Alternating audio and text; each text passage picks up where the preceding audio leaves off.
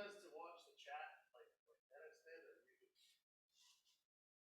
chat and Scott? That's good. Did a really good job.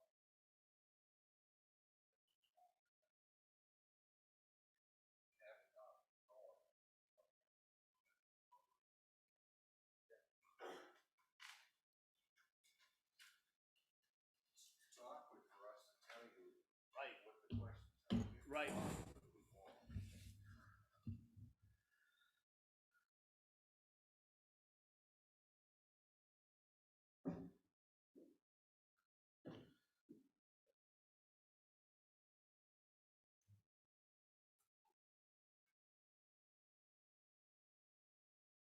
Is this the right side of the table that you want? It's further away from the door, which makes me happy. I'll take it. All right. Thank you.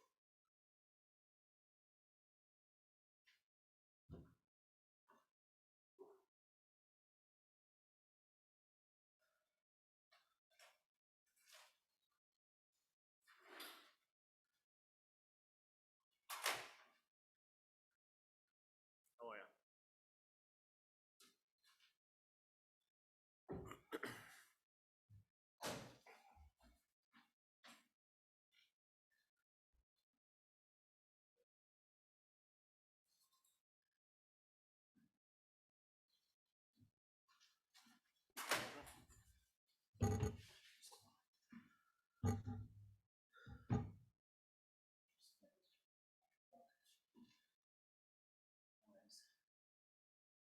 Evening, Brandon.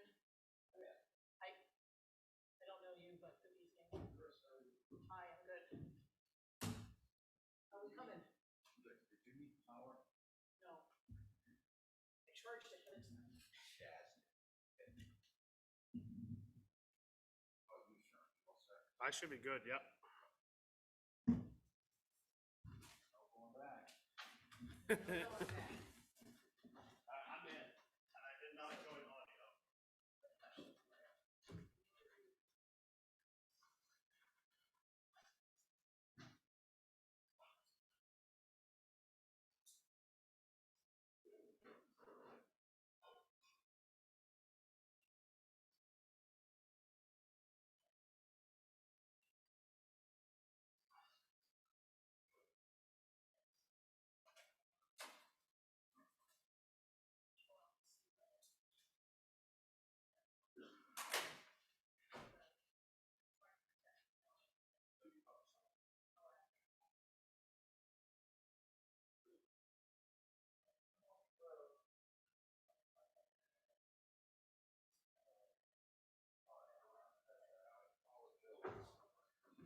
Gotcha, thanks.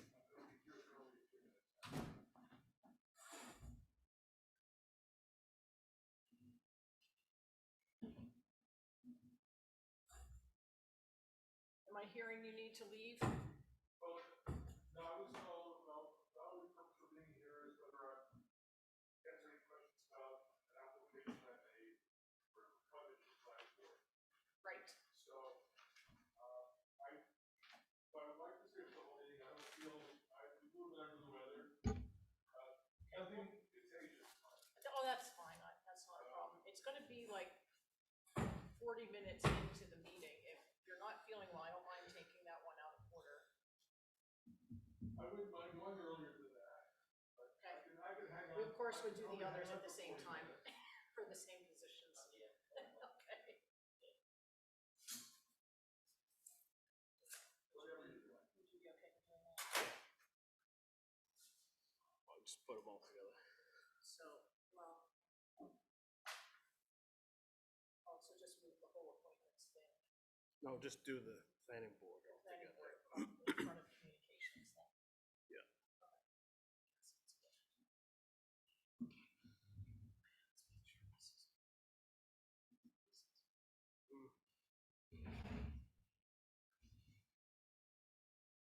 Do this first. Go do that part first. Right. Yes. Do that piece, and then Okay. so 15 minutes, and then we'll scoot into the regular. Okay.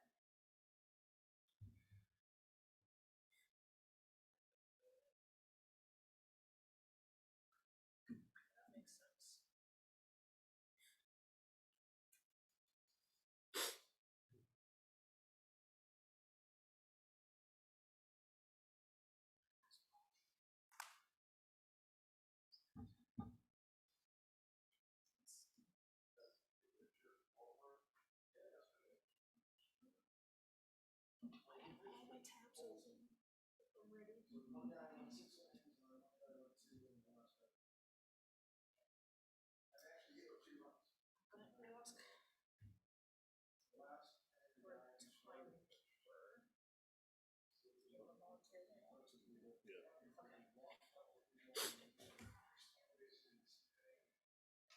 gonna try and watch the chat. I know who feels good in Hi here. there. Hi there. Oh there. You're sparkly tonight. A little bit, I guess.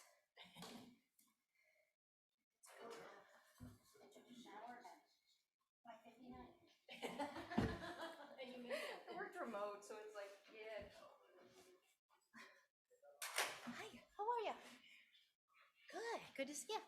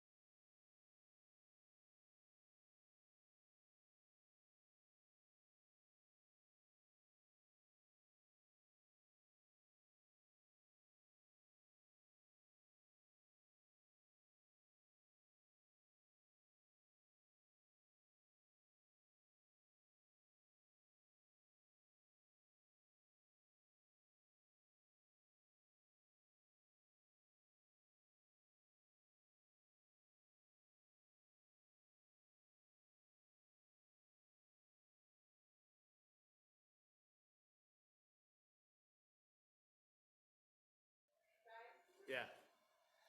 Mail.readfieldmaine.org.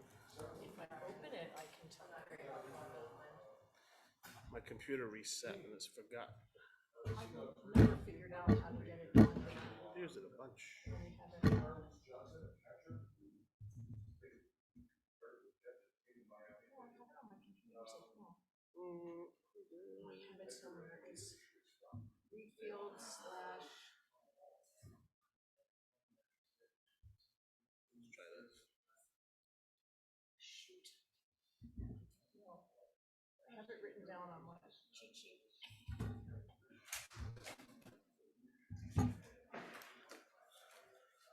Shit. Sorry, I have it on my phone. I just wanted it open.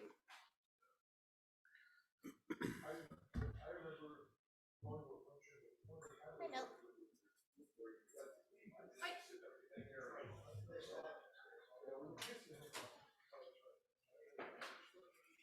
Hi. I just learned of it. Sorry. No worries, we're all set. I got the pages if you want to review them. This is one that's for your. Just a signature thing. But I have to report out on them, so I'll just read them online. That's okay. Yep. I'm good. Hey, Steve. How are you, bud? So did I understand it? Nice. Good, excellent. Hey.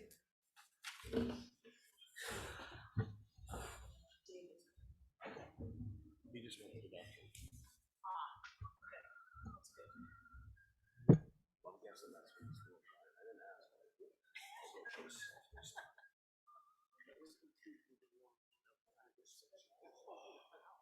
I wanted to show you good work. I wanted to show you good work.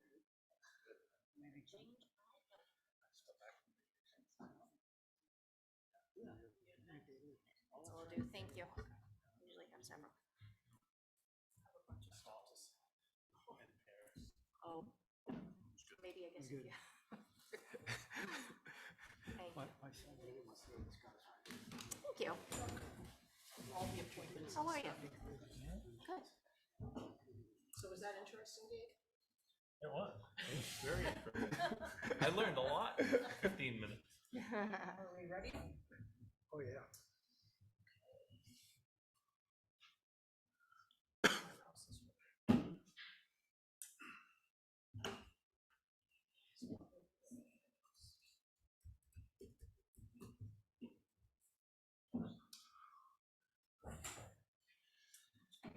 Okay, this is July 24th, 2023. I will call the select board meeting to order at 6:32. If you can and are able, would you please rise and join me in the pledge of allegiance? Sorry. I pledge allegiance to the flag of the United States of America and to the republic for which it stands, one nation, under God, indivisible, with liberty and justice for all.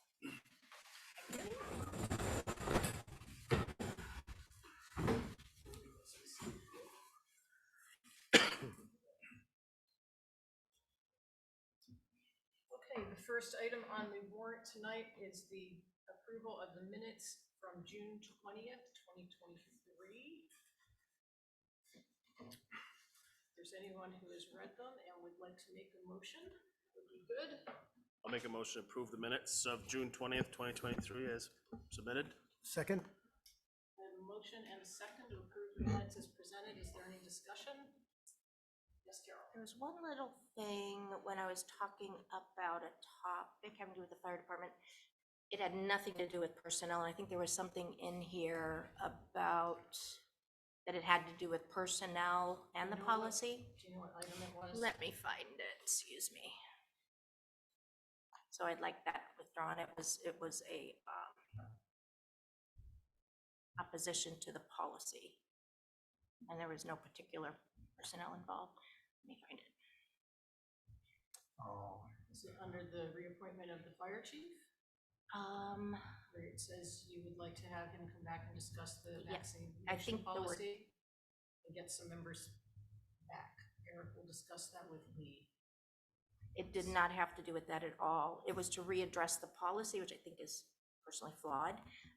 I did not say anything about bringing people back. I did say that local people were replaced with people from farther away, so the response time, may have been hindered, but I did not have a particular person or did not say anything about bringing personnel back, so you can remove that.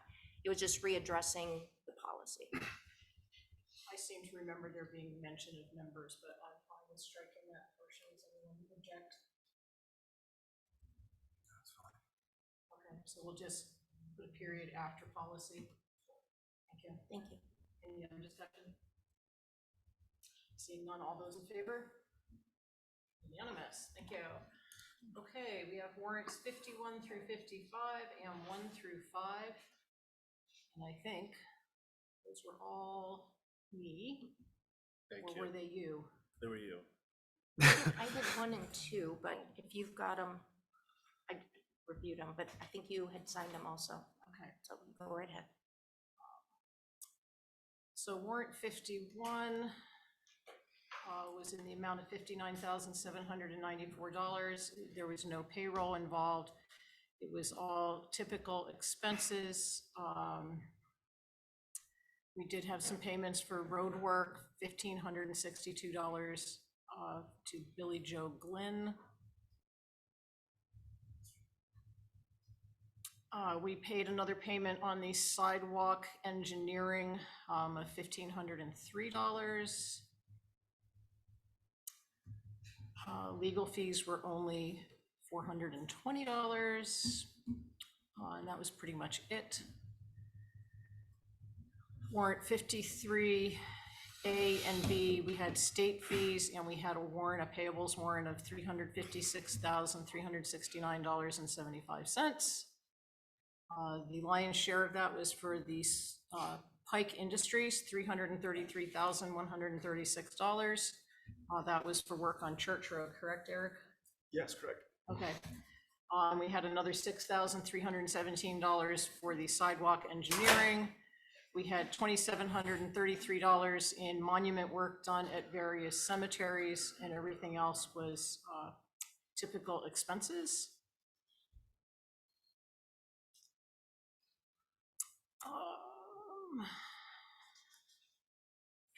Then we had warrant 54, which was an accounts payable warrant. I believe this was end of year items still, Eric, $8,708.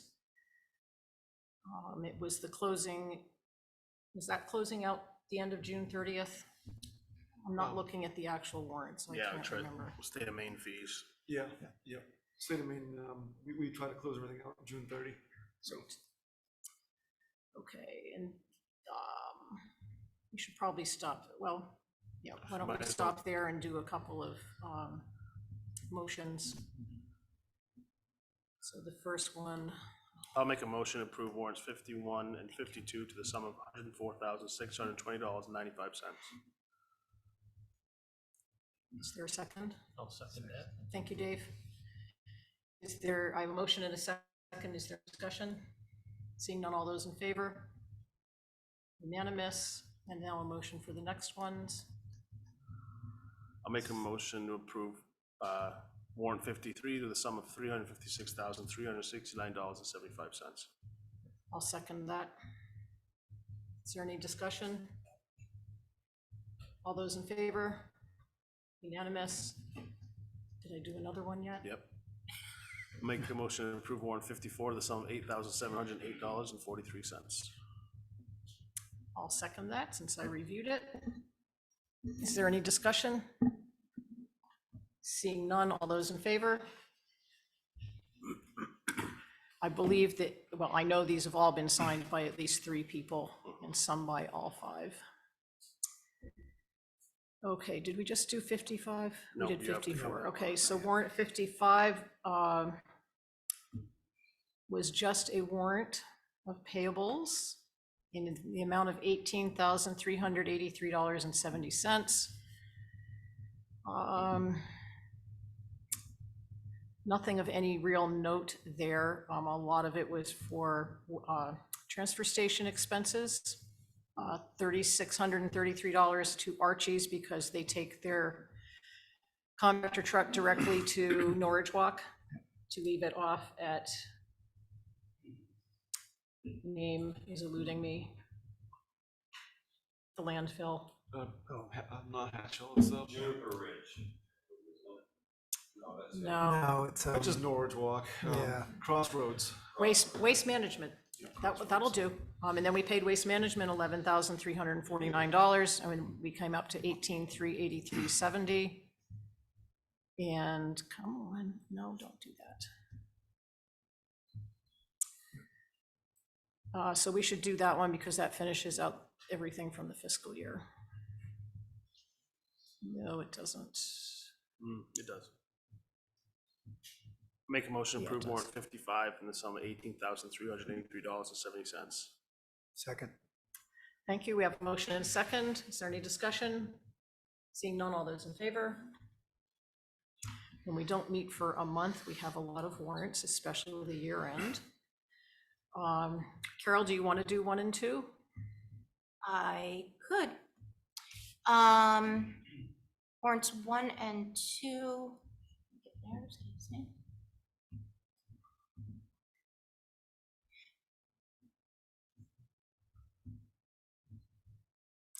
It's on page Okay, 22. sorry, I've got it right there. 1 and 2 is page 21. Yes.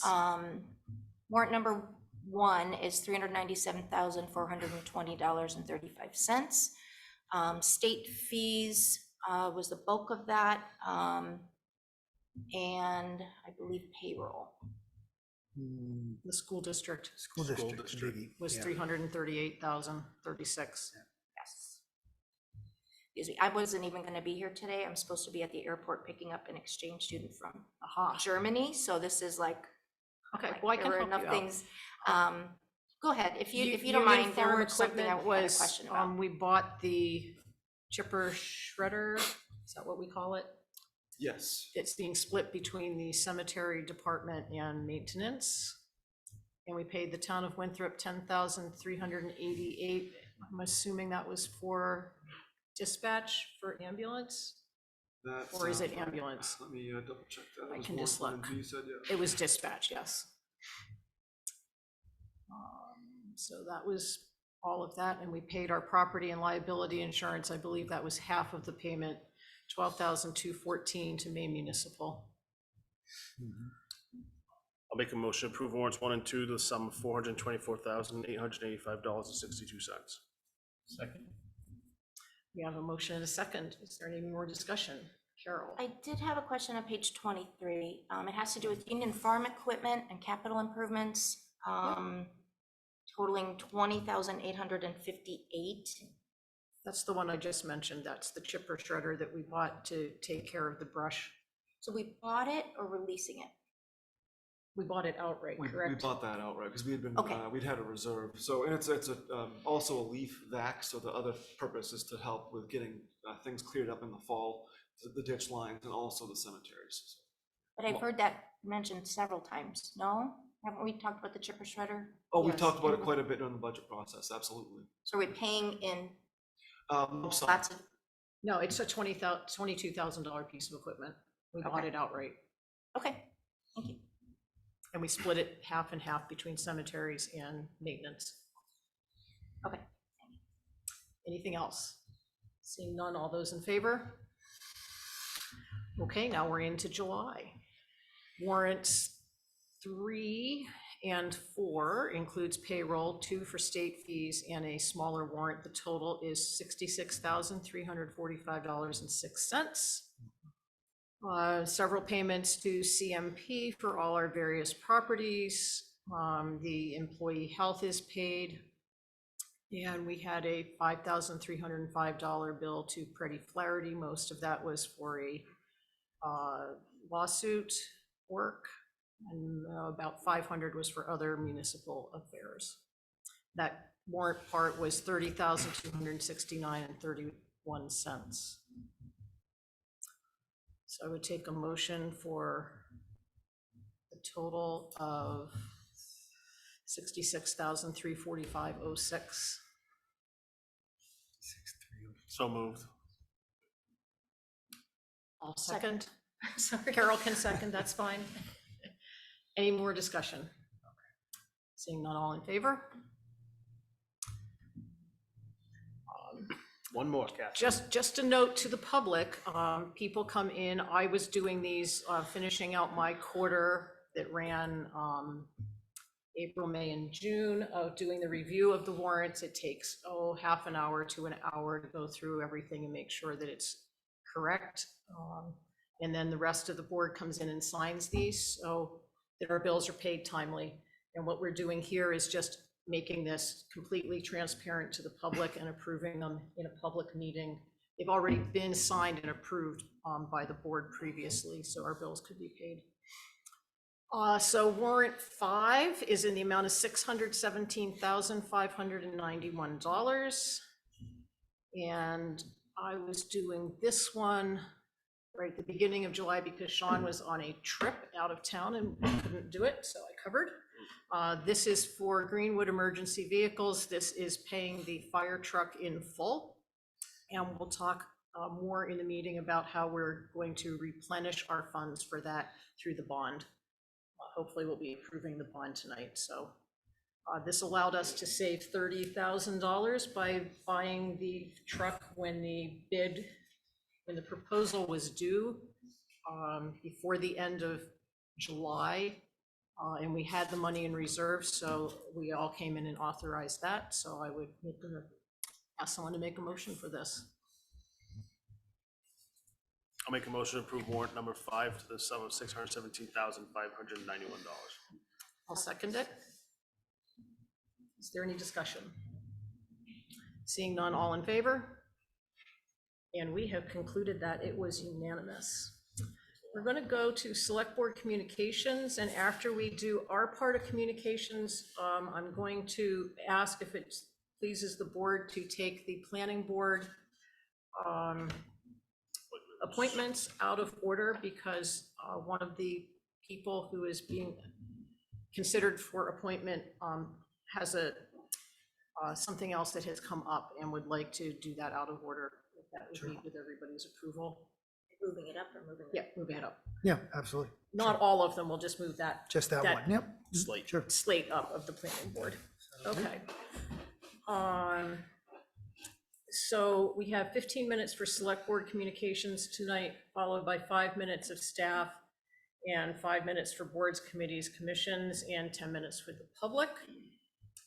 So there's something I would like to say first, and I won't normally go first. But in consideration of having become chair, I have recommendations for running meetings that are highly productive and trying to keep us more on a schedule. That is what we've listed as our agenda.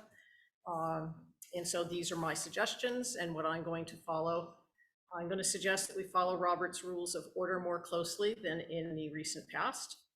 I'm going to ask that everyone come prepared, having read the entire packet before the meeting. In our select board policy handbook, it states that we're supposed to be asking the town manager clarifying questions prior to the meeting via email, phone, or text. So that way we don't have to spend the time in the meeting trying to figure out things that were unclear to us. So I'm going to really limit the conversation on those types of things in the meetings. Certainly any questions the public has that were unclear, we'll certainly answer those. I'd also like to ask that people be proactive and come with solutions in mind and present positively. It's always helpful if we're being critical of something to have an idea of what we might do to solve it instead of just complaining. And that will allow us to move forward with getting something done. I'd like to utilize this select board communications time for providing information on upcoming events, giving thanks and recognition, and utilize the future agenda items time at the end of the meeting that we have rarely used for anything as time for raising concerns about issues that could be discussed at a future meeting. I think that will give a much more fair opportunity for every member of the board to raise concerns about things, and we can decide if that's something we all want to discuss at a future meeting or not. And just mentioning that the select board retreat is the time for bringing concerns to the attention of all, determining direction for the coming year and for planning. That is a meeting that's open to the public. It is not televised. There are no decisions made there. It's strictly hashing things out, getting to know each other and trying to figure out if we all agree on a direction to be heading, because that's important. And we try to listen to everybody and be fair. And so it's important that we've all read the rules in order of business and that we continue utilizing our town email, because that's how you'll hear everything. Some things come via text, some things are on the website, but there are lots of things for the select board that come just via email. So with that, I'm finished, and it's open to any member of the select board. If you have anything you'd like to share.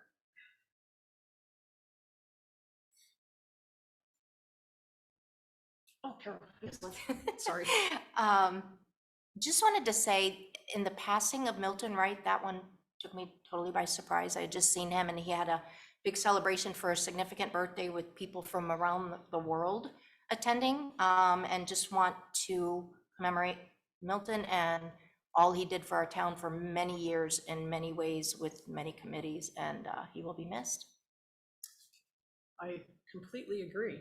And I think Milt was probably as surprised as anybody at his passing. He wasn't particularly sick, and maybe he got to go the way a lot of us would like. Not a lot of suffering and just here today and not. We will miss him and his input. Okay, seeing nothing else, we'll move on to select board meeting protocol and policy. Eric, I believe this is you. Sure, we had some information in the packet to just help with streamlining the public participation process. Catherine, you've touched on a lot about how the select board will be leading in a lot of ways by example with communication. And I just want to make sure that we have information available for the members of the public and for the select board and for our other boards and committees about essentially standards of conduct at public meetings. We have them up on the wall. And just a reminder, as we start a new session, a new year, that civil discourse is paramount to our government and how we are able to accomplish things without, or with minimal, not without, with minimal conflict. And so I just think it's very important, and I appreciate the board heading this direction as well, to make sure that when we do talk and we speak to each other, that we do so civilly, that we follow those rules of conduct, and that we avoid things that could either put us in peril from a community perspective of being able to maintain our connections, the fact that we're all neighbors, but also some of the legal issues that could come from discussions that really ought to happen in a different way or in a different place. So this piece was really intended to just remind folks about procedure, process, and the fact that we have an opportunity to move forward with I think, a peaceful discourse, and I'd like to see that happen. And then you have a page in here. It was discussion of personnel matters. Yes. So in the past, we've had personnel matters that have been brought up at select board meetings. Not looking at Carol,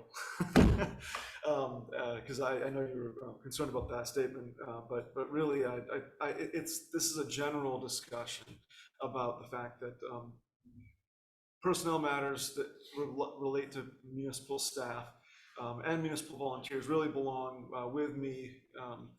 It's kind of the message of praise in public and criticize in private. We do have a very good process to ensure that our employees are following the rules. If they don't, that there are consequences for that. We all have roles, we all have responsibilities.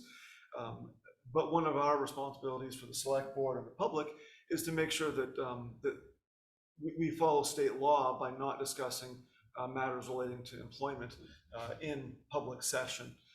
And also, it just makes it hard for us to work together if that stuff happens.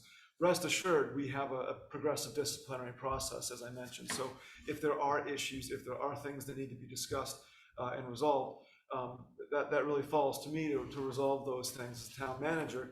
And if the board is not satisfied with that, then that's an issue they take up with me as opposed to individual employees. Because the employees really are, they work for the town, but really they work for me, and then all that funnels together and I work for the board. And we all work for you all. So that's a nutshell a discussion of the, I guess, the guidance that I wanted to offer around the legal requirements for personnel matters, which we can discuss at the select board level in executive session in certain circumstances, but also just the general discussion around civil discourse. So that's that. Well, thank you for putting that in. It's very important to our employees to know that their employment is protected by the law, and that we as the employer are going to follow that. And so our only employee is the town manager, and one of his responsibilities is the other employees of the town. And so we have to make sure that the right channels are followed. And we had a discussion at our last meeting that really infringed on that. And so I take full responsibility for that going as long as it did. I thought it was going in a direction of talking about a place and the operation of the place, and then it became personal, and that's when I should have shut it down quicker, because that puts the town at liability and risk, not doing so. And so that leads into our next part, which is the public communications policy, was in the packet tonight. And this is something that was written in 2012 and adopted, and then it was revised and adopted again in 2013, and it's now 10 years old. It's very good. I think I was on the board when we did this. We hadn't actually really been using this in recent years because we didn't have a need particularly. And after the last meeting, I was digging around and finding out what we have for policies and what we need to change or adopt if we didn't have anything, and came across this and went, aha. I think it's very good. It's very clear. And I think it might be useful, Eric, if maybe Angelica could make some copies for future meetings and put it out at the sign up page so that people who come are aware that we have a policy here in Readfield. I don't want to catch anybody off guard. That's really not fair, and that's not what we're about. I was looking around on the internet and I found the Lewiston City Council meeting public participation guidelines, and it's really much nicer than ours. I think ours is a little harsh. It's very direct, the one that we have. And I'd like to ask the board, if you wouldn't mind, if I could try to modify the Lewiston one in with what we have to make it more inclusive and informative. Like, this is anyone who comes to a meeting, this is the format we follow. This is kind of the way the information flows. If you have questions, these are the people to ask. These are the things you can ask in public. These are the things you ask somewhere else.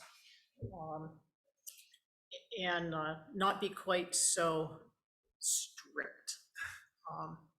So if that is the pleasure of the board, I'm not saying we'll adopt it, but I'll present it for us to consider, hash out, and have you folks revise it to I appreciate that. That's to great. make it Good idea. ours. Yeah. Can we see like the Lewiston one in its entirety, or you're gonna mesh them and then let us see? I'll do both. Yeah. And I realize they're a completely different situation than we are. I mean, they're multicultural, they have a much larger footprint, they have many more people, they have a city council, we don't. But it's a good document, and there's no sense in recreating the wheel. Well, I don't think our 9 bullets are that welcoming. So They're not if we very can welcoming. Make them sound nice. And they were written at a time in Readfield's history when things were not going really well. There was a lot of discourse and people were really at each other, and it was done to try and settle things down. It's also subtly meant to be at the end of the meeting, which that just seems like we're gonna run out of time for that. So, yeah, thanks, Catherine. Right. Carol, Yes, I was just gonna say, and maybe that's what he was just touching on, is topic number 2, talking about public communications at the end of the meeting. Yeah. Is that what you were just touching on, Yeah, Sean? we don't do that. I hope we don't, because Right. I think that's important to No, be, but- okay, so that's that's- not part of it? no. Okay, Um, thank you. Well, that's part of our current policy, Correct. but we don't follow that. Practice it. Okay. I think what we're doing works, but that's why I suggested that maybe we have more of the positive things at the beginning of the meeting in our part, and then when things that we have to bring up about something that we're concerned about, we can put that at the end of the meeting to try and set an agenda for the next meeting. Because if we air those concerns at the beginning of the meeting before we do everything we're supposed to be doing, it's going to get lost. We're Oh, I not was gonna talking be about thinking it. public communication. Yes, I know. Okay, thank I'm you. just trying to set the whole tone to be more positive from everybody. Okay. And I So- like that, that was 15 minutes, I think, in the past, didn't we have like 5 recently? I mean, it's very brief, but this one says like 15 minutes. Right, because in talking with Eric and Sean in our planning meeting, we felt it was important to address the whole situation this time. And I think 5 minutes is probably enough to thank people and let people know of events that are coming up. And You're again talking about select That's board, select. I'm Yeah. talking about public. Right, Keep talking it's about- 10 minutes, Okay. right, and we had started that several meetings ago, I think. That's fine. Thank you. And of course, if we need more time, we can allow more, as long as we're not overly repetitious. Okay. So we're now going to do the planning board part. And I just have to get to that part of the agenda, which we said we would take out of order. So we have, I think I'm correct, we have 3 positions open. We have we have 2 full planning board positions open. We have 1 full planning board position open One and full, 2 two alternates. alternates. Okay, and what we have is a person who has been an alternate applying to be the full-time member. Mhm. We have a person who's been on another committee asking to be a full-time member. And we have 2 people asking to be alternates. Am I So getting this? you got the people right. We have two We full-time, do have or, 2. not full-time, but two Permanent. permanent non-alternate positions. The alternate positions are as important as the active members in most cases, but because they fill in when a member can't be there, and they attend all the meetings. But we have 2 positions open on the planning board proper, and we have 2 positions for alternate positions. And 2 people are applying for full-time. Well, So what we have is we have proper. 1 person who is moving from the alternate into the regular planning board position, and then that leaves 3 applicants for 3 spots, 1 regular member and 2 alternate positions. Does that go? Yeah. Yes, Okay. so we can take these one at a time, and I think we should probably look at all 4 people and then make our motions afterwards. Would that be to the board's pleasure? Sure. Okay. So our first person is George S. O'Connor. George, you are here. If you would, you don't have to come up because you're already an alternate member on the planning board. George has submitted an application to move from an alternate to a full-time board member. And this would be for a position beginning tonight and ending on 6/30/2028. So that's a full 5-year position. Does any, Which one is George? I don't, George is behind Everybody Melissa. do a quick okay, thank You want to just do a quick introduction for us, George? Sure. Sure, George. Oh, can you go to the microphone? Oh, of course. Then the people on Zoom and the recording Right. can also hear. Thank you. All right, I'm George O'Connor. I live at 15 Sunrise Lane, and I'm looking forward to becoming a full-time planning board member. I've enjoyed my time so far as an alternate. Does anyone have any questions for George?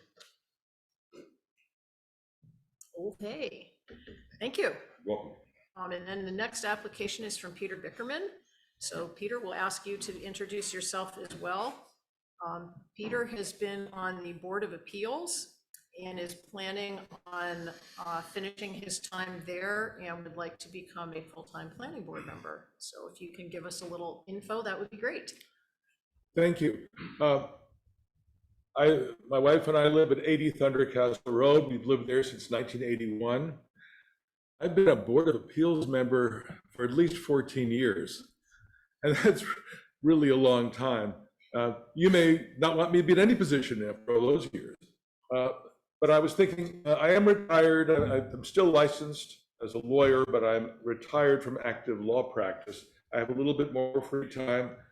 And of course, one of the issues with the Board of Appeals is you're only at the back end of the process. And I would sort of like to be more in the middle of the process and trying to avoid some of the problems, because by the time they get to the Board of Appeals, that's a board of limited jurisdiction. There's somewhat more action going at the planning board level. So that's why I did apply for an opening.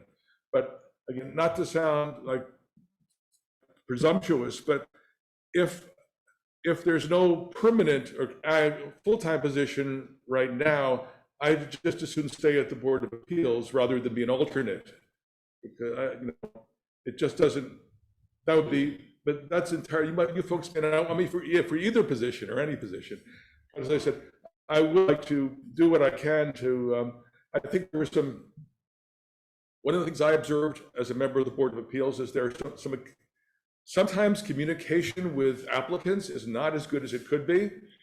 And those problems could be addressed. The earlier they're addressed, the less chance for appeals and for worse yet litigation, which costs the town money.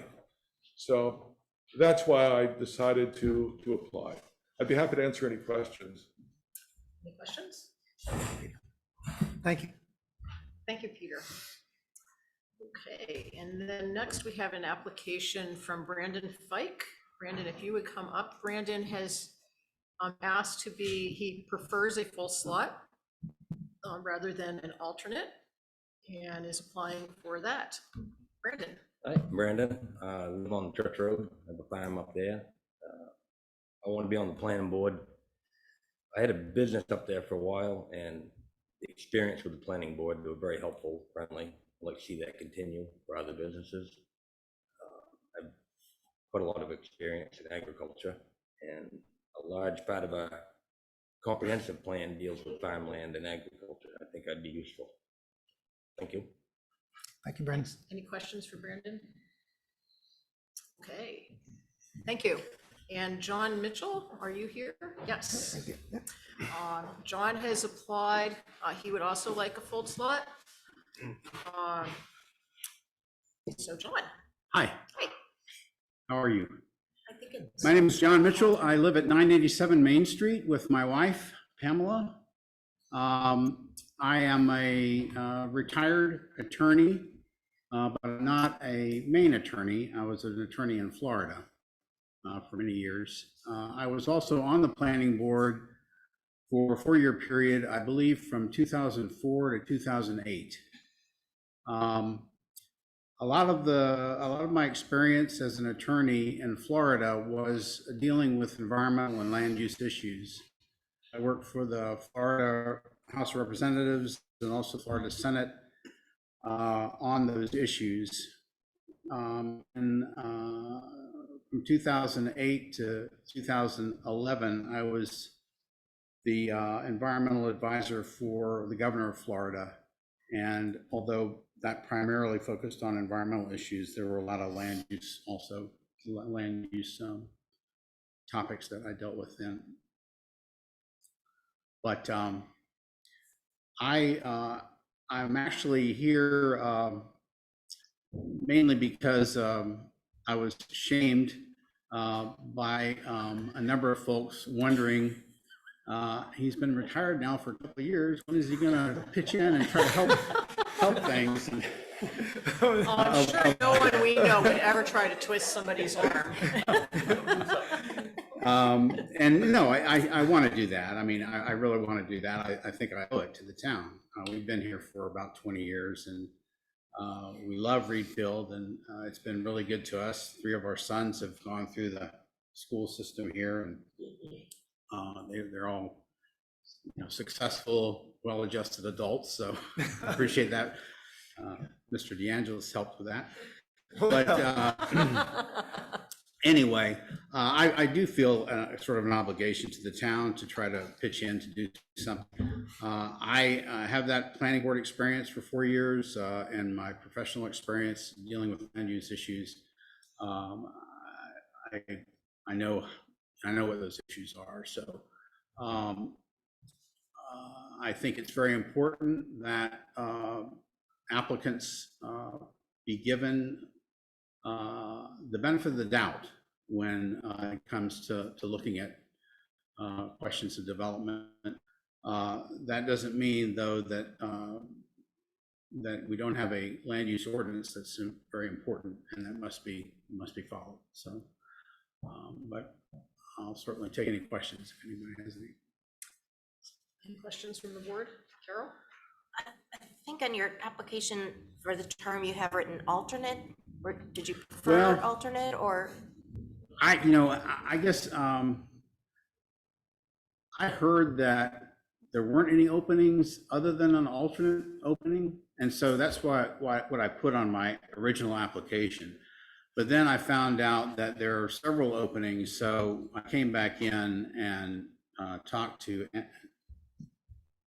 Angelica, right? Angelica, and said, it doesn't matter to me. I'd like to contribute. I think I've got the expertise to be a full-time member, but whatever the board desires, alternate or full-time member. Thank you. Okay. Thanks, Eric, John. I have a question for you. So the planning board is a 5-member board, 7-member board, and we have how many alternate positions? 3. 3. So we actually will have still 1 opening for an alternate, even after the appointments tonight. So out of 7 positions, we're going to be appointing 2 permanent full-time positions. And out of 3 alternate positions, we'll be appointing 2, unless we choose not to appoint any or however many. I would hope we appoint them, but, okay, so just so that we're clear, so I would take a motion from the board. Well, I just want to ask another question Okay. too, because I think this is a board, what other board do we have that has alternates?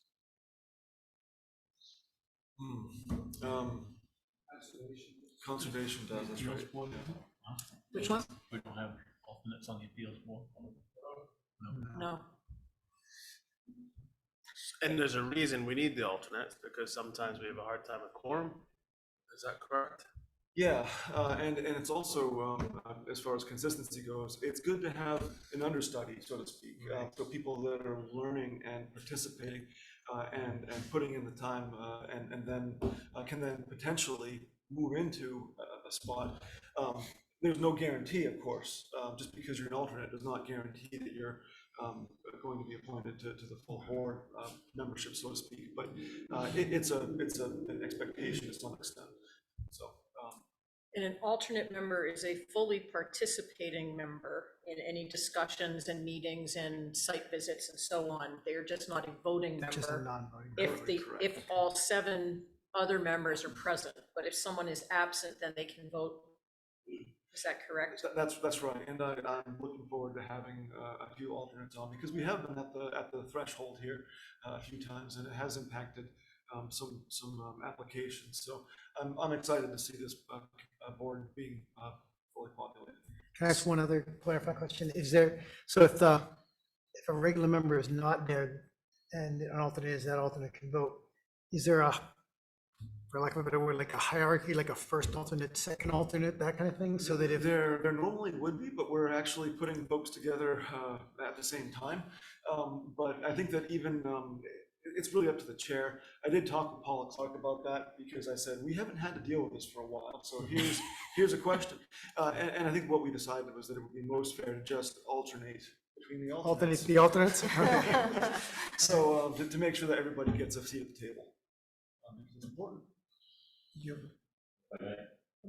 I'm not the chair. But you do have to go to the podium for the microphone. Chip Stevens, Code Officer. You brought up a really good point. Alternates are always welcome to come to every meeting. They're willing, able to participate. And I think to your question, who would be the alternate at a meeting? Many times when that happens, and it's happened often, George has been a rock star being at meetings and has taken over, for a full time. It's who is up to date on the application at the time. Have you watched the tapes? Have you kept on top of it? And I think just by asking that question, you'll find that there's going to be one person that will qualify. So it's a great process. It'll be even better if we have more alternates. Recently, we've just made quorums. It's not a good way to do things. So I would just make everybody know that alternates are as important as full times many times. And a quorum for the planning board is how many? 4. And we have trouble 4? making 4 out of 7 members plus 1 alternate. As long as you have 4, then the alternates aren't needed.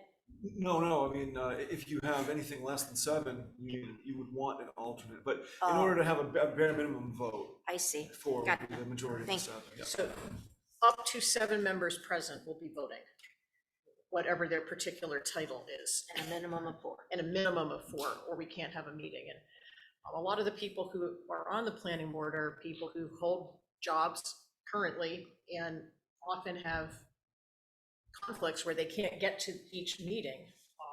And so it has been difficult to get enough people. And I think it's great that we have so many people volunteering, because it'll allow us to run the town more smoothly. But most importantly, it will allow applicants who are trying to do something with property that they own, have a timely review and hopefully a smoother process. I would entertain motions with a suggestion of full member or alternate. How about if we use that terminology? I would make a motion to appoint George, because he is an alternate already. I'll second. Solve that. To, To planning board. okay, to As a full member. Full member. Yeah. Thank you. Seconding, Second, Carol? please, yes. Any other discussion? I have a motion and a second to appoint George O'Connor to a permanent full-time position on the planning board. Seeing no more discussion, all those in favor? Unanimous? Okay, and now we have a second full Way to take the regular. easy one, Dave. Yeah, I know, I know. I'll begin the discussion. Yeah. So, Hey, so, Dave, second meeting and you made a motion. Yeah, There there you you go. All right.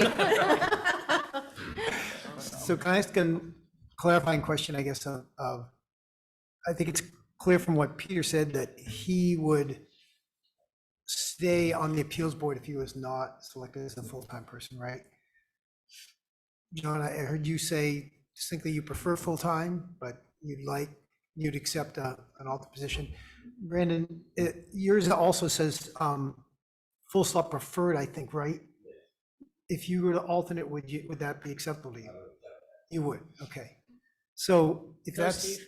the Go. case, I will make a motion, because I feel like all four of them are like really good, like really good. Agreed. And they bring different things to the table, and knowing that often the alternates are there to vote, and feeling like, at least in terms of experience in town government recently, Peter has a lot of that, and he's come to it from being on the appeals board, which hears things from the planning board, and I feel like Brandon and John would both bring a lot to the table and in different ways, and they get to be full participating members. That's a long way of saying my motion is to, let's just appoint, I make a motion to appoint Peter as a regular planning board member and Brandon and John as alternate members. That's my motion.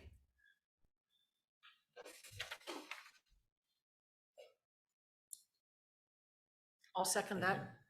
Is there any discussion? I think, Steve, you just ruined my discussion. Well, have it anyway. You essentially said basically what I was going to say is I'd like to take all of them Yeah. and put them on a board, because they've got all different talents and all different experiences, and I'd love to have them all there.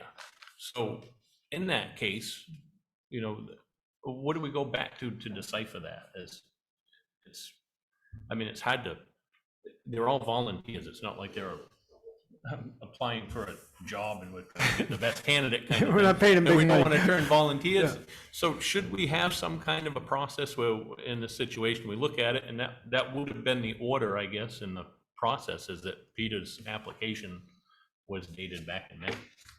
And that would be and obviously George was already an alternate, and that should be kind of the process to do it. And the other two were the later applications and would be alternates. Should we talk about maybe at some point adopting something like that? I think it takes a little heat off us. Oh, I see. Oh, I see. Not even so much the heat, but I think it casts a little shadow sometimes of people saying, well, they didn't like this guy, so they appointed this guy. And if you had a means to avoid that and say, this is the process, then we didn't make it up. Might be helpful. My only concern with that, Dave, is what if there was only one alternate position and one of them didn't get on tonight? Would we then go to the first date? In Or do other you wanna words, if take there the was. Well, yeah, I mean, if Is that what you're? right, I mean, That's if the we way- all feel they're equally qualified I mean, if you look at the application, it doesn't say what you have to be on the Right. planning board. It says Right. what you can't be.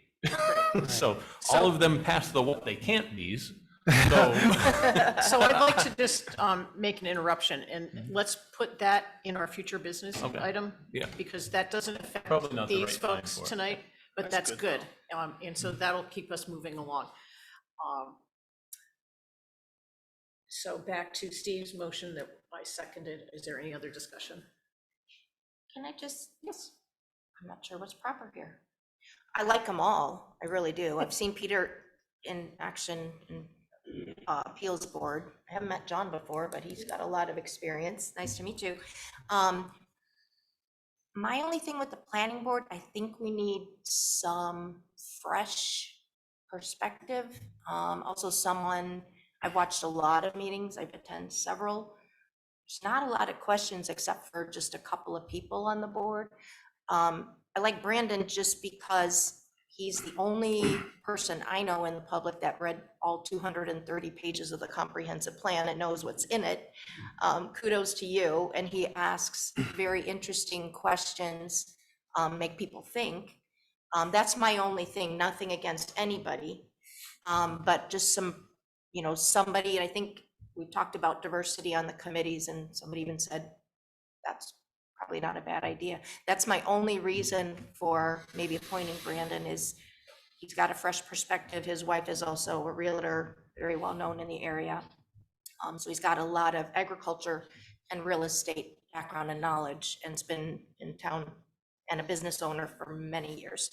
So that's my only thing, is nothing against Peter, nothing against John, is just someone that hasn't been on a committee before with interest. My only point. Thank I could you. offer something quickly as someone with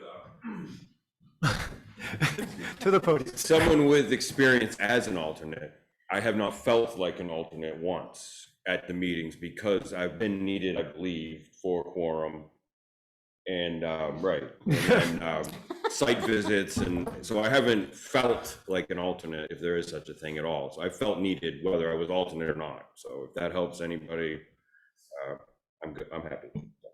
Thank you, I'd George. offer that. Is there any further discussion from the board? Okay, seeing none, all those in favor? Of Steve's motion? Yes, that's what we're voting on. Okay? Are you, yes or no? Okay, This is in favor. I'll decline. okay. And opposed? One. Carries with 4, 1 opposing at Dorenbos. Okay. And the reason that, Dave, I'll just keep coming to you because you're the one you're right now. When we have a dissenting vote, if you have dissented on a motion, then in the future, you are not able to reopen that at a future meeting. You have to have voted in the affirmative, and so that's why we have to note who it is. That's to meet all the rules. Nothing personal, Peter. These things should never be personal. Yeah. It's business. And Okay. I just, before we go on, I just want to say again, I am like beyond excited that we have 4 people this good, willing to be on the planning board. I think it's just tremendous. So thank you, all of you. Yes, thanks to Appreciate all of you. And as I will tell all the other folks, you are free to go now unless you'd like to stay. You don't have to stay. One of these days, I want you to tell them they have to stay, just to see if they do. Okay, so we're gonna go back now to, oh, sorry. I will go through those for you right now. So let me get here. Okay, so Peter Bickerman was appointed to a full term, and that starts tonight, effective through 6/30/28. And Brandon was an alternate position that begins tonight and goes through 6/30/27. Is that because the position he's filling is already had 1 year out of it? Correct. Okay, so in 4 years, you will be up for appointment. And I assume that during an alternate's term, if another full position comes open, they can apply to be move to be a full member. Yeah, again, no guarantee, but it's a strong indication of skill or interest that they've been involved as an alternate. Okay. Why would we not just put Brandon in a full 5-year though, if there's another one sitting there? Because the positions are staggered so that they don't all come up at the same time. So it's a 5-year position, but someone has left after 1 year. Even as an alternate? So I'm not certain for the alternate, for the full-time, or for the full membership. Those know? were, Oh, it's because George is the alternate that's leaving and, Oh. yeah. and you have only served 1 year of your term? Okay, Oh, that's why. okay, that's why. And so it's just like our terms are staggered, so that you don't have 5 select board members all getting elected at once and you would have no experience possibly on the board. So there's a real term for an alternate, Yes. starting, stopping, thank you. Yeah. Here's No, the that's a great question. signature For form, John sir. Mitchell, it's an alternate position, and that is effective tonight through 6/30/28, 5 years. And same thing, you can apply to move up if there's a vacancy. And did I get them all? I guess my last comment though. Oh, if George, we've got yes, you're one- moving into a full position, so. But if we still have one alternate left, I don't know why we'd be appointing, no, this is, like, why would John get till 2028 and Brandon gets to 2027? If we've still got one full alternate position sitting Yeah, I vacant? think makes sense that's to a me really, too. yeah, I'm not Thank sure you for why that was asking done that. that It way. just Makes doesn't make sense. sense to me in any way, shape, or Yeah, form. of course, no, I'd have to look and see which ones are open, but I think that you're fine if you could just clarify with the motion, that unless there's a reason not to, that they would both get 5-year. Yeah, that makes sense. That makes Steve, would sense. you amend your motion, please? I didn't move that Brendan be appointed to a 4-year term, 'cause I didn't know that was going to happen. But I'll amend it, yes, that we, That the alternates the would alternates be will 5-year both terms be each. 5-year terms unless there is some underlying thing about making sure that we rotate, Can I have a second to openings. that? Second, absolutely. Yeah. All those in favor of the amendment? Unanimous. Okay, and so you're gonna change the date I'm on gonna change that one. Brandon's to 28. Do you have a pen? I have to ask Kristen why that was, but Okay, we'll figure it out. Right. That makes sense. so we've made our way through that, and I think we're way off schedule, but we will go back to the town manager's report, staff communications, and then the treasurer's report. Eric, we have 5 minutes allotted. Sure, I'll try to be very quick. I want to start by saying that there has been a lot of loss in the community over the past couple of weeks. I've had loss in my family in the past couple of weeks, and I just want to say that I really appreciate the support of the community around all those issues. I appreciate the select board and their support of me. So thank you all. It's been quite a couple of weeks. So I do hope we can all move forward and do some great things together. And so I will run through quickly with my town manager's report. We had no issues with the end of the fiscal year that was on June 30th. Teresa did a great job wrapping all of the financials up and moving us into the new fiscal year. I have begun the process of applying for the municipal bond bank application. The deadline is the end of or early August here, so I'll be working on that this week. The annual staff meeting went well, and I want to thank Catherine for coming and speaking to the staff as chair of the board and talking a little bit about policy. I want to congratulate the library and Melissa for their string of successful grant applications. They did receive the $24,999 grant to help offset some of the building costs and improvements at the library. Also, they had a Alzheimer's and dementia inclusiveness grant that Melissa can clarify, but I just want to thank them because those are things that really help with our community. We did receive today, actually, I forgot to bring it up, a plaque from the AARP recognizing our efforts and success at completing the first cycle of making our community more inclusive for older residents, but really for residents of all ages, because when, and AARP is one of their tenants, if you help people that are older, you're helping people that are younger, you're helping people with mobility issues, you're helping everybody. So we've had some recognition for the work that's being done. I just want to pass that along. I'll just interrupt you. Congratulations, Melissa. Absolutely. And 25,000 minus $1. That's amazing. very good. It's amazing. I'm not sure what the dollar deduction was for, but. It had to be we'll talk less about than it. $25,000. That was the grant number. So she applied for all but $1. All but $1, so. Roads, traffic, and parking, we had bid openings for the work at the intersection of Nickerson Hill and Pea Ridge. That's on the agenda later tonight. Some of the shoulder material on Church Road is different in color from what was put down in the other areas. I did talk to Pike about that, and we did do a test. And the material is comparable as far as the aggregate sizes and the number of fines. Really, it was just a material coming from a different pit, from a different job. They were trying to wrap up that. So, good job.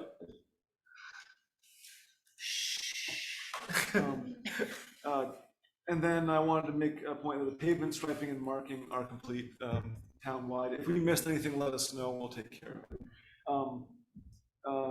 Maintenance and transfer station, water testing began at the beach in early July. Our test results have been good so far, and we did have a very good turnaround, just a couple days. So we're getting the results when we need them. We had a non-fatal drowning incident at the town beach on July 3rd. And we did want to make a point of that and make sure that folks are aware that they need to please pay close attention to children in the water. Even if they're not your own, keep an eye out once in a while because it is helpful. We ran into a snag with the vending machine for the beach. The folks that were going to provide that service are not able to at the current time. But it is an opportunity. Every one door opens, another closes, another opens. We can look at perhaps having a vending ordinance that might address things like food trucks and snack wagons and all that stuff that's becoming more common, because it did raise a question about, well, if someone wants to put a vending machine at the beach, how do we do it? What's the protocol? And how do we make sure it's done fairly? And for maybe other town property as well. So that's a blessing in disguise, I think. The Household Hazardous Waste Collection Day went very well. I want to thank Karen and all of our volunteers, Catherine for being there, and our other member towns. We had several dozen residents and households in town being able to drop off material, and we had several towns that contributed and were part of this collection that helped to defray the cost of that program for us. So we got a ton of material out of the landfill, out of the waste stream, and it saved some money for us at the same time. The Solid Waste and Recycling Committee did discuss the issues of accessible parking at the transfer station. There really is no easy solution, and the physical space really wasn't in the cards because of the flow of traffic, the amount of transition, the shape of the lot, all of that stuff. But we did come to the conclusion that we can, at the very least, change our operating policy to say that anybody that has a need to access the facility safely, but can't do so without some assistance, we will be offering assistance by staff. So essentially, if you need assistance to safely use the facility, we'll help with your bagged waste. We're not helping with demo. If you put it in the trailer, bring someone with you, or you maybe don't need help, but we will help with bagged waste. So that, I think, is a good balance, a good starting point, and we'll look at this again in a few months or a few years as need arises. But I think this does help address some of that need. And then Sunday summer hours are ongoing. Don't forget, you can come down Sunday 8 to noon and drop off your trash at the transfer station. It's a great way to stay out of the big clog on Saturday, which is what it is. Any questions about my town manager's report or anything? And then I'll move on to my treasurer's report, and I'm probably at 3 minutes already, maybe 4. But I will just say that we wrapped up the end of the fiscal year as far as our reporting goes, but we still have bills coming in, still have some expenses going out. So we have dust settling. Really, this last month of the year is best seen through the eyes of the audit, and that's starting right now. We've had some discussions with the auditors about policy, and we've started to do our interviews with the staff to talk about how procedures are implemented, where the problem areas might be, things that we'd like to see improved, all that stuff. And then we're going to be working on the investment policy in the month of August. Had hoped to do that in July, but it's been a hell of a month. The highlights, I'd say, of the report are that everything should be about 100% expended. The total receipts are down sharply for the month, but only down slightly for the year to date. And a similar story with revenues. They show to be down sharply for the year, but they're really not that far off. A big reason for that is ARPA grant funds. So there's a difference between receipts and revenues. Receipts, pretty much everything that comes in is receipted. Not everything that's a receipt is a budgeted revenue. So there's some differences there, and you'll see that in the reporting. But ARPA grant funding that came in last year is making this year look a little bit wonky when you compare things year to year and month to month. And then expenses are about where we would expect them to be. There are a few areas that are over budget. Capital expenditures, they're over budget. That's again under the old accounting model that shows just what we budgeted for our current year and not the actual reserves that we have to be used. So even though we're showing like crazy numbers for capital, a lot of that's coming out of reserve. I mean, we had $400,000 in expenditures plus for church road paving and reclamation and all that important work that was done there. And our budget was for some portion much less than that. And so it looks a little funny, but it all does work out in the end. And then we had washouts for road capital. Those two 50-year storms that we got in the span of 6 months really put us back and caused us to be over budget by $20,000, $30,000, $40,000 in our operating budget. That again is expected and will be covered by our operating reserve when we do the audit adjustments. And then the last one I wanted to touch on was educating roads, road maintenance. I guess that was it. So I'll just leave that where it is and say that overall, we're actually not looking too bad. Revenues and expenditures are about where we would expect them to be. Oh, that was the last one. Solid waste. We did have some extra expenses because our contracts came up in the middle of the year for hauling and tipping, and some of them include mandatory escalators. So we saw, along with inflation that's been happening every place else in business, our haulers and the folks disposing of our waste, everything went up like 8–10%, and that drove us way over because one of our largest expense lines is that cost of tipping and transfer and disposal of the waste. And then I do look forward to getting through the audit and getting all this stuff settled out and really having a very clear picture of everything that happened in that last month of the year. So I'll stop right there. Any questions on financials? I have one. So Kennebec County was approved for that second storm.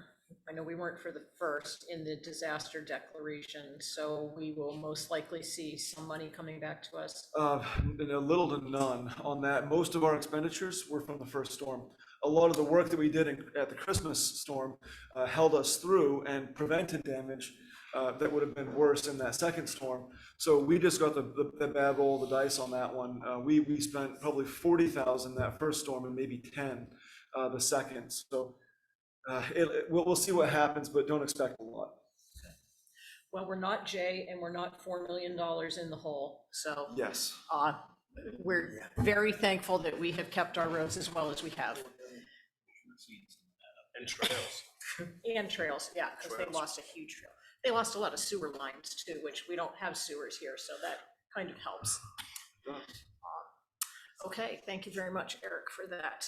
All right, so now we move on to boards, committees, commissions, and departments. And we had, I'll find the tab here.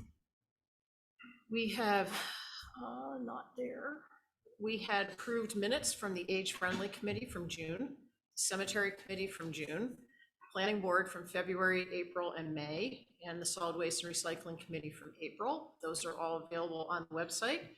And I want to thank every committee for sending their minutes in, and just remind folks that it's really helpful to the public that the sooner the minutes come in, then the public can be aware of what's happened with your committee and they can be more up to date. We should also, I think we need to put this in the messenger. We need to tell people, if you are concerned about something happening at the library, let's say, contact the library. Contact someone on the library board and ask them, what happened at your last meeting? I'm interested, and my concern is X, and what can you tell me about it? We don't have to wait till they're published. And I'm sure that most committee members would be amenable to answering questions. So thank you to all for those. Is there anything else from any board committee? Melissa? And Pam? We get both sides of the family up tonight. So Melissa Small, librarian at the Readfield Community Library, And Pam Mitchell, I'm now just a board member, although I'm a vice chair now, so. Oh, good. And I live at 987 Main Street, Readfield. And so Eric already alluded to this, but just wanted to report out to all of you exciting news about the library. So a month or so ago, we asked Select Board for approval to apply for 2 grants, and we received it, so thank you. And so a little bit more information about these 2 grants that we did receive. So $500 was for a micro grant through University of New England and UMaine Center on Aging, and that was for a dementia inclusive project. That was applied, so the library applied for that in conjunction with the Age Friendly Committee, so I thank them for their work on that as well. We've already received those funds, and those will be put to use for some books, games, materials for people living with dementia and caregivers, and also for an event that will be happening, I'm pretty sure, on August 17th with a leading Maine expert and physician who works with dementia and research on dementia, and that will be an event, a discussion with her on the aging brain. She will be traveling to several libraries to do that talk, and we are one of them. Actually, it'll be right here in this room. And then the second is the remote work through libraries grant that we received, which was very exciting. For, like Eric said, $24,999. That is through, the funding is through the Maine Department of Economic and Community Development, but then we applied for the competitive grant process through the Maine State Library. We're one of 39 libraries in Maine to receive this grant, and one of 6 in Region 3, which consists of Kennebec, Androscoggin, and Saginaw counties. So that is pretty exciting. Those monies, which have not yet been received, but the check will be, I think, within the month. Those are to make modifications both inside and outside the library to create suitable and accessible workspace for remote and home-based workers, and also for all patrons. Most of that money will be used both for electrical work and to also help pay for the new ADA ramp, which is the main entrance or the side entrance of the library. And so related to that work, I heard from the contractor today, Brock, who all of you met on Zoom, that work both on the ramp and the fire escape will be starting, I believe, on August 22nd. So, sorry, August 21st. And during probably about a 2-week period, we'll have the side entrance unavailable to patrons. We'll have to use the front entrance of the library. We'll make all this publicly known so that people can plan, but we'll be offering curbside pickup for those who can't do the 2 steps at the front entrance of the building for that time period where it's closed off. So happy to take any questions, but thank you for all for the approval, and we're very excited to move forward with those projects. Thank you. Thank you very much. Sure. And how exciting to have a date to start finishing the library. Woo. And Melissa, That's just and been and Pam, I 2 applaud decades. also, but it does sound like you missed out on 99 cents that you could have. Okay, just saying, That might be why we got it, though, because we didn't ask for that 99 cents less. last bit. Okay, so now we are up to public communication. So if there are any members of the public who would like to address the board, if there's some issue that we are not addressing already later on.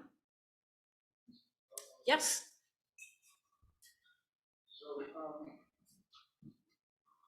I've been trying to, Can you just identify yourself? yes, and my where you name's live? Chris Alvarado. I'm a resident of Readfield. I've lived here for about 14 years. I have 4 children who've gone through the school system. And the problem that I wanted to talk to somebody about is a problem that happened with the school system that I've been pursuing for about 8 months, trying to figure out what occurred. It's a difficult to explain story quickly, so I'll just skip to the end. When a constituent has to file a FOIA to get 1,000 pages of documents in order to prove to the elected officials here in this community that they made a policy error and get them to confront that, I think that's a problem. And when you go through the 1,000 pages and you realize that there was no significant discussion of the question that was brought up, and instead what you have is elected representatives disparaging that constituent as a quack, as a conspiracy theorist, and telling other elected representatives they should disregard that constituent's opinions, and he can just be ignored.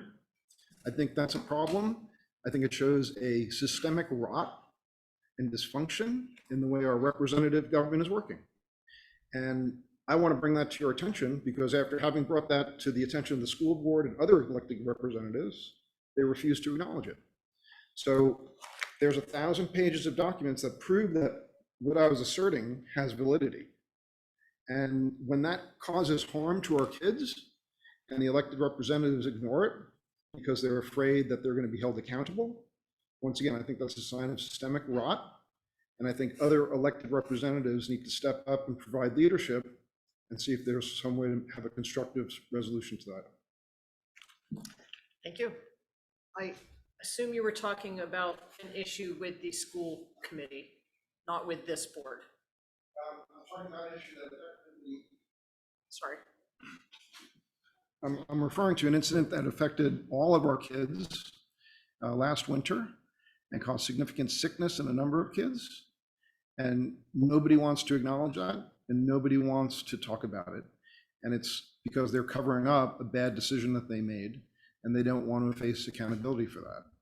So And as I this said, is a that's school ba- committee issue. It's school board Okay. and RSU 38, middle school and high school. So if that board of elected representatives refuses to be responsive to constituents, I feel like one of the only options I have is to come to other elected board members and impress upon you that a constituent is asking for your leadership and your intervention in this problem. If you think it's okay for elected representatives to disparage constituents as cranks and conspiracy theorists and quacks, then that's up to you. But if I present that to you, I think as a constituent, I'm owed, somebody in leadership to look into that. Chris, are you familiar with our town website at all and can find our contact information? Just because I know you're skirting around the topic maybe a little because of time and such. I actually talk to you about whatever it is. I've sent emails to a lot of people and nobody's been responsive. So that's why I'm coming to a public setting to try to get. Well, I'll just say now, I've definitely never had an email from you, but I'd happy if you can find me on the select board tab. There's a link for my email, and if you send me the information, I'll gladly reach out and talk to you about it. Yeah, okay, thank you. Yes. Good evening, everyone. Can you hear me okay? Yes. Yeah, Joel Parker, I'm a resident of Readfield as well. Just want to discuss a little bit of the topic of the state of Maine is pretty much rescinded the whole COVID vaccine mandate for all healthcare workers and volunteers, EMS. But I heard that our local volunteer fire department has decided to maintain the COVID-19 vaccine mandate. And they said it's just based on the comfortableness, I guess, of their current members. Me, as a taxpaying member of our community, I feel like this is limiting the amount of volunteers that may be eligible to apply for and serve in our volunteer fire department. Me, as a resident of this town, I would rather have a volunteer fire department that has 35 or 40 active members that are going to show up to my fire at my house or any other emergency I may have, instead of a limited number of volunteer fire department members, because they raised their hand and said, I'm willing to take this COVID-19 vaccine, in which, from what I've heard, there's been multiple boosters and other things. I don't even know what the current, staffing at this volunteer fire department has for people that have actually decided to get boosters or additional second vaccines, or what qualifies to be fully vaccine compliant on this volunteer fire department. But I don't know if the board here has any thoughts or information or any feedback on that, but I'd rather have a bigger fire department that allows more volunteers that are actually following what the state guidelines are instead of a local mandate. Thank you. So the way that we are going to be handling public communication is that we have heard what you said, and someone will follow up with you. But just bringing it to our attention, we can't really respond at this point. Other than I can tell you that the select board does not have any authority over the fire department, but certainly you as a resident or we as a board can ask the fire chief what the current policy is and the reasoning for that. That's very reasonable to do. So we'll get that information for you. Is there anyone else? Is there anyone online? I'm not the guru for the online stuff, so. I don't see any hands. No hands up. No Sean, hands. you're online and you're here. I'm watching the chat. Oh, thank you. I knew there was a reason we had him around. Here to help. Here to help, okay. All right, so I guess we are finished with public communications, so we'll move on. We have appointments, reappointments, and resignations. We have 2 resignations. Is there someone who would like to make a motion on those? I will Go ahead. I will regretfully accept the resignation of Michelle from the library board of directors, and also the resignation of Patty Gordon from the RSU 38 board. Second. I have a motion and a second to regretfully accept the resignations of Michelle Fiore and Patricia Gordon. We have to do a motion, right? Yes. So we have a motion and a second. Is there any discussion? Seeing, Just yes, one point of Eric. discussion from the town manager perspective, and for your benefit. The school board appointment process, I did include a piece of information in there that shows the supporting state statute. What happens when there's a resignation from the school board is the select board appoints someone until the next regular election. Or maybe not regular, but till the next municipal election, which for us happens in June. So I think that you might want to talk about a process to fill that spot. I also wanted to point out that I talked with the superintendent's office, and they feel that if we were able to make an appointment sometime in August, it would allow them to get that person involved, not miss the retreat, and not miss any business meetings. So I just put a little bit of urgency on that for you, but I wanted to let you know that that was out there and that you had the option of appointing someone until the next election.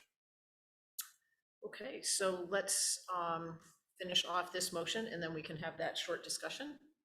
Anything else on the motion? All those in favor? Unanimous.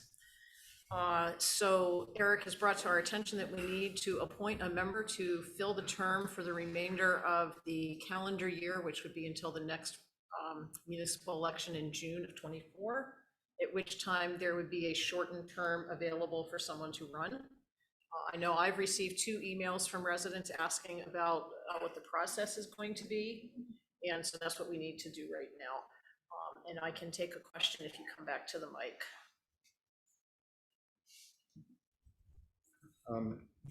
Hearing that for the first time, I was the person who came in second in the last school board election, and I would like to be considered for appointment to that position for Readfield. Yep, that's great. So I think what we should do, not what I think, but I think what is proper for the board to do is to advertise that this position has now come about, because it only came about just a moment ago, officially, and set a date for when this board will appoint, and that people have until the date, it would be the Wednesday before our meeting, that applications would be due. Correct, Eric? Yeah, I'm looking at my calendar. That's right when here all to the see, materials are due for a meeting, it's the Wednesday prior. You could do just about 3 weeks and have things 2.5, August 18th. would actually give us, so That's our next Thursday, meeting. Friday, sorry, 21st, August 21st is our next regular meeting. So Thursday would actually be the 17th, August 17th, could be a deadline. So do they apply like as if they're applying to a committee, like we did tonight? Is that how the process goes? That's up to you guys, that's what I'd recommend. Just have them fill out a regular committee application for the school board.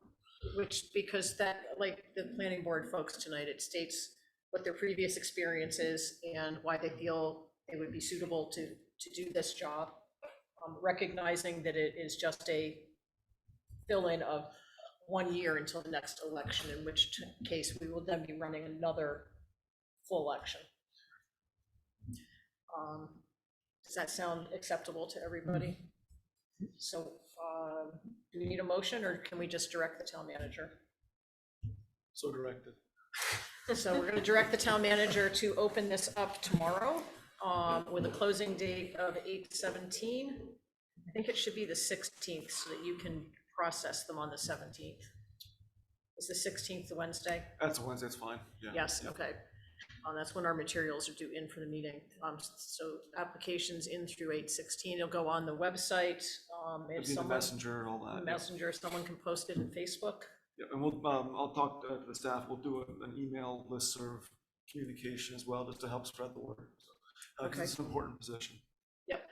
So there's no need for any, and they will fill out a committee application form, and then we will make that decision at our next meeting. And we now know of 3 people that are interested, so I think we should allow adequate time, and there may be more. So we should allow adequate time for discussion. It'll be important that we all read those ahead of time, and that those people are here, since it'll be an appointment.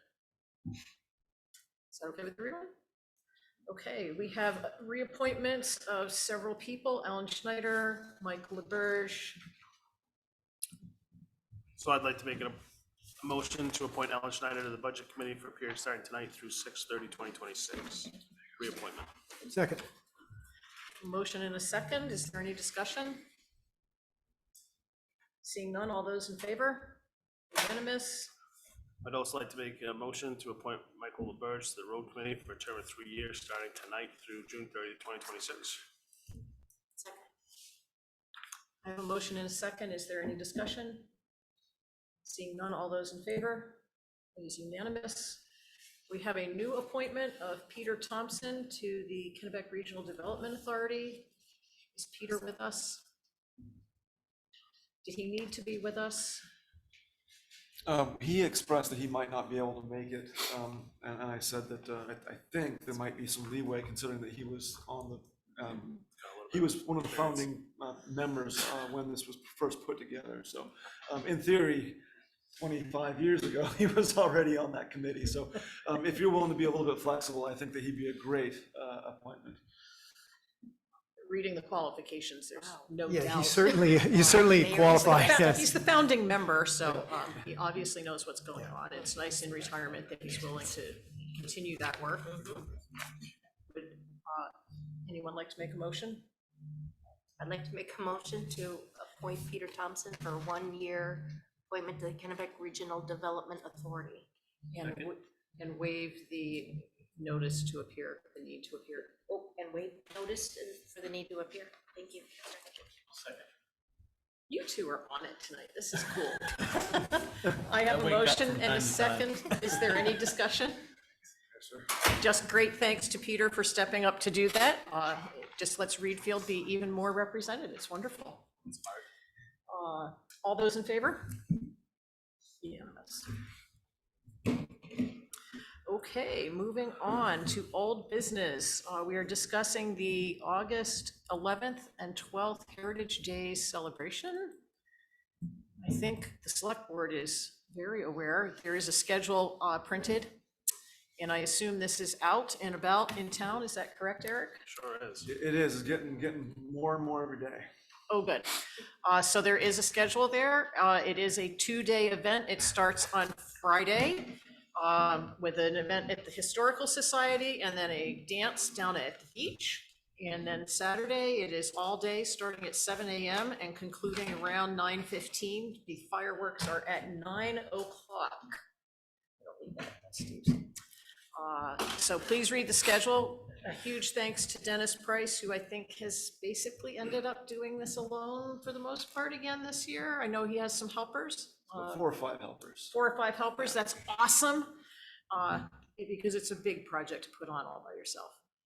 There is a new piece to this on Saturday night that I'm gonna let Eric give us the information on. It is the Volunteer Appreciation Community Potluck, and I would like to ask that the select board members each consider attending if you have the opportunity to be in town that night. So normally we do special awards for Spirit of America awards. We've also done in the past events to just thank all of our 100 or so volunteers in town, many of them who do multiple committees. But and in the past we've done food, ice cream socials. We did a brunch one time, but we haven't because of COVID. We haven't done anything like this for like 3 years. And I'm really excited to see people get together and eat some food, drink some coffee, whatever, and just get together. But we're also going to be highlighting the Spirit of America Award recipients at that event, and also just thanking our volunteers in general. So traditionally, we do have the select board there. If possible, we will be advertising this as a public meeting, just because of the more formal volunteer appreciation and Spirit of America piece and the chance that we'll have 4 or 5 board members there. So I hope you all bring something, and I hope you have a good dish to share. So, but that's all I had, Catherine, on that. And I'm just going to announce in advance that Eric will not be with us that night because there is a celebration of life for his father who passed away this past couple of weeks ago now. So we will miss you. You really wanted this to happen and be our first event, so we'll do our best to make it good. Thank you. In your absence. So I believe we have, are there 3 or 4 Spirit of America awards that we ended up with? We have 3. We actually, I was a little bit surprised. We had actually given awards to a few people that were on the list, and it'd been long enough ago that we had forgotten. But they were still doing. They were still. I just want to be clear. Yeah. Well, the best part is they were still doing enough work to be nominated after all those years. So Sean has a need to say that he I was right. remembered. That's So what he's really trying to say. Not What he's really trying to say. we all want to have our moment in the sunshine. Yep. Okay.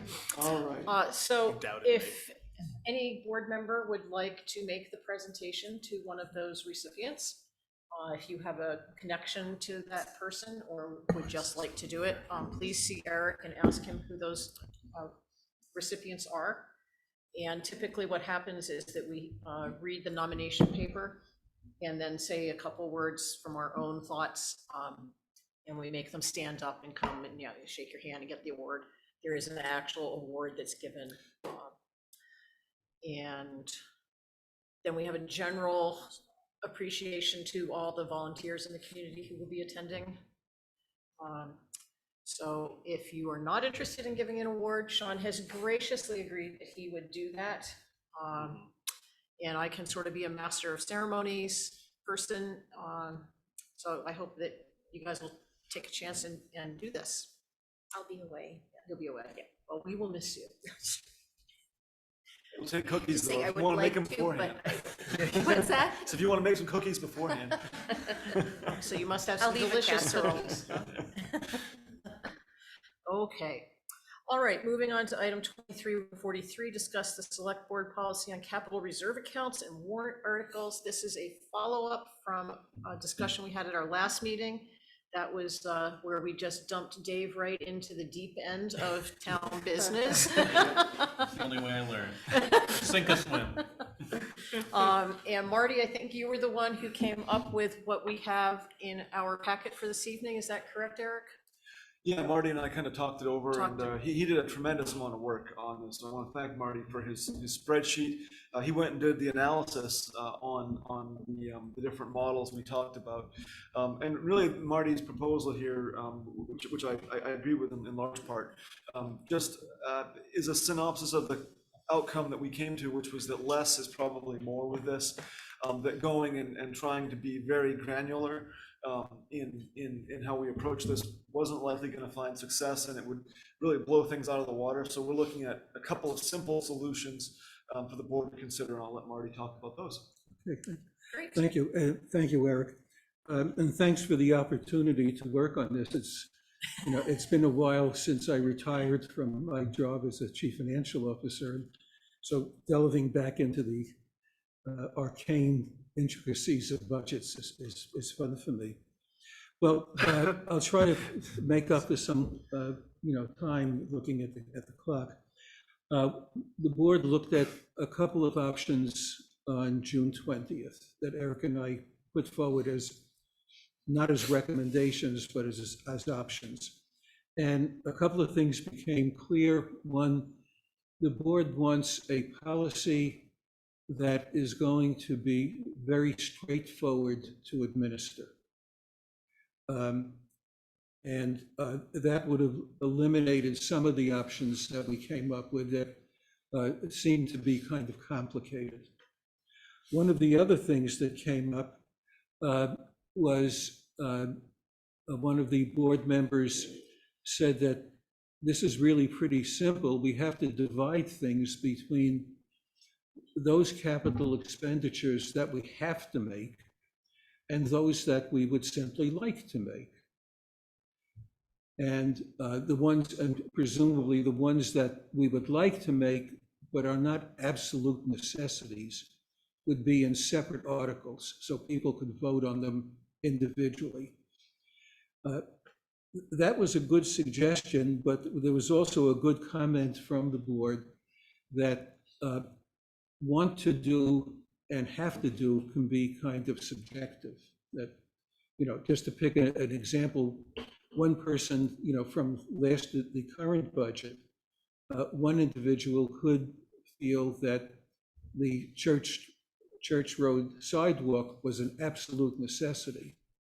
Another person would feel, well, it's a good thing to do, but it's not really a necessity. I'm just using that as an example. And then where do you go from there? Because then with good intentions, people see it in different ways.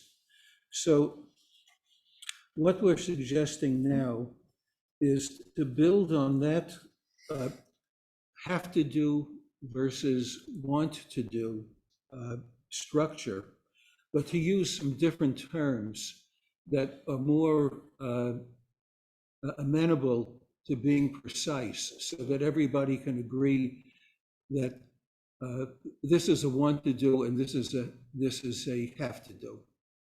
So the two terms that we're recommending are one, that we have a single article for things that could be characterized as necessary property maintenance. That I think we all would recognize or agree that we have to repair our roads. We have to keep the roads in good condition. We have to keep our buildings in good condition. If we have equipment that we need, and we have equipment that's at the end of its useful life, sort of like an old fire engine that can't be kept in service, that also is necessary property maintenance. And the recommendation is that we would ask the public to vote on those as a block or as a slate or pack. The other term would be property enhancements and additions.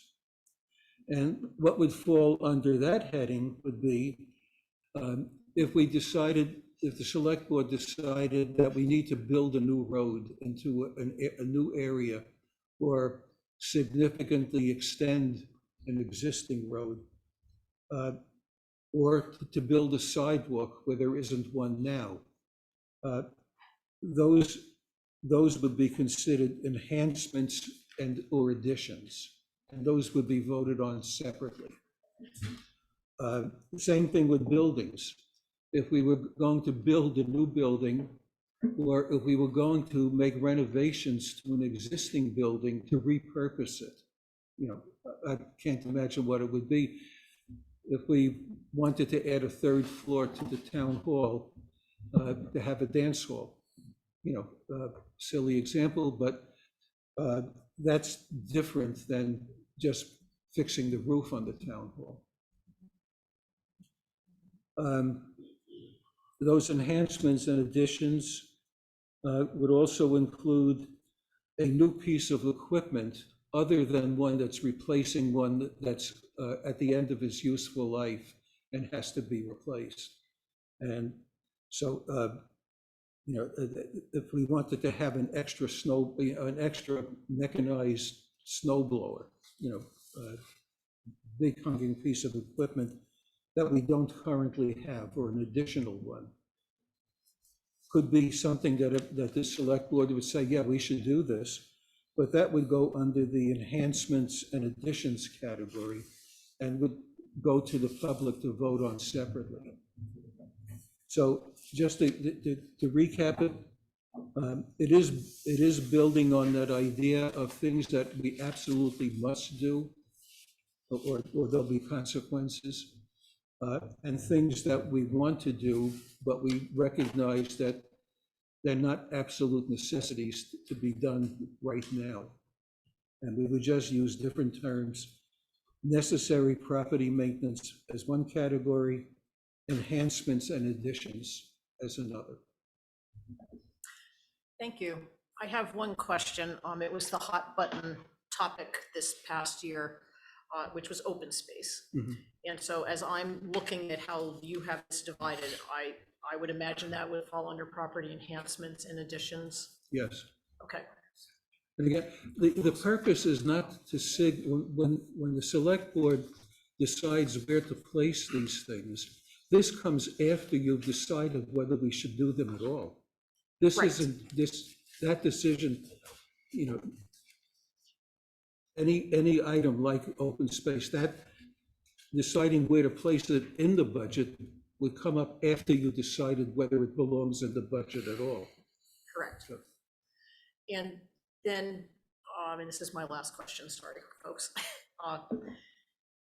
In this proposed new policy, it doesn't say anything about whether these would be grouped or broken apart. Well, the first one says never mind, I read it. It says a single for the first ones, and it says one or more for the second. I got it. Thank you. Eric and I wanted to get this to you now so that on a conceptual level, you could decide this is a way we want to go with it or not.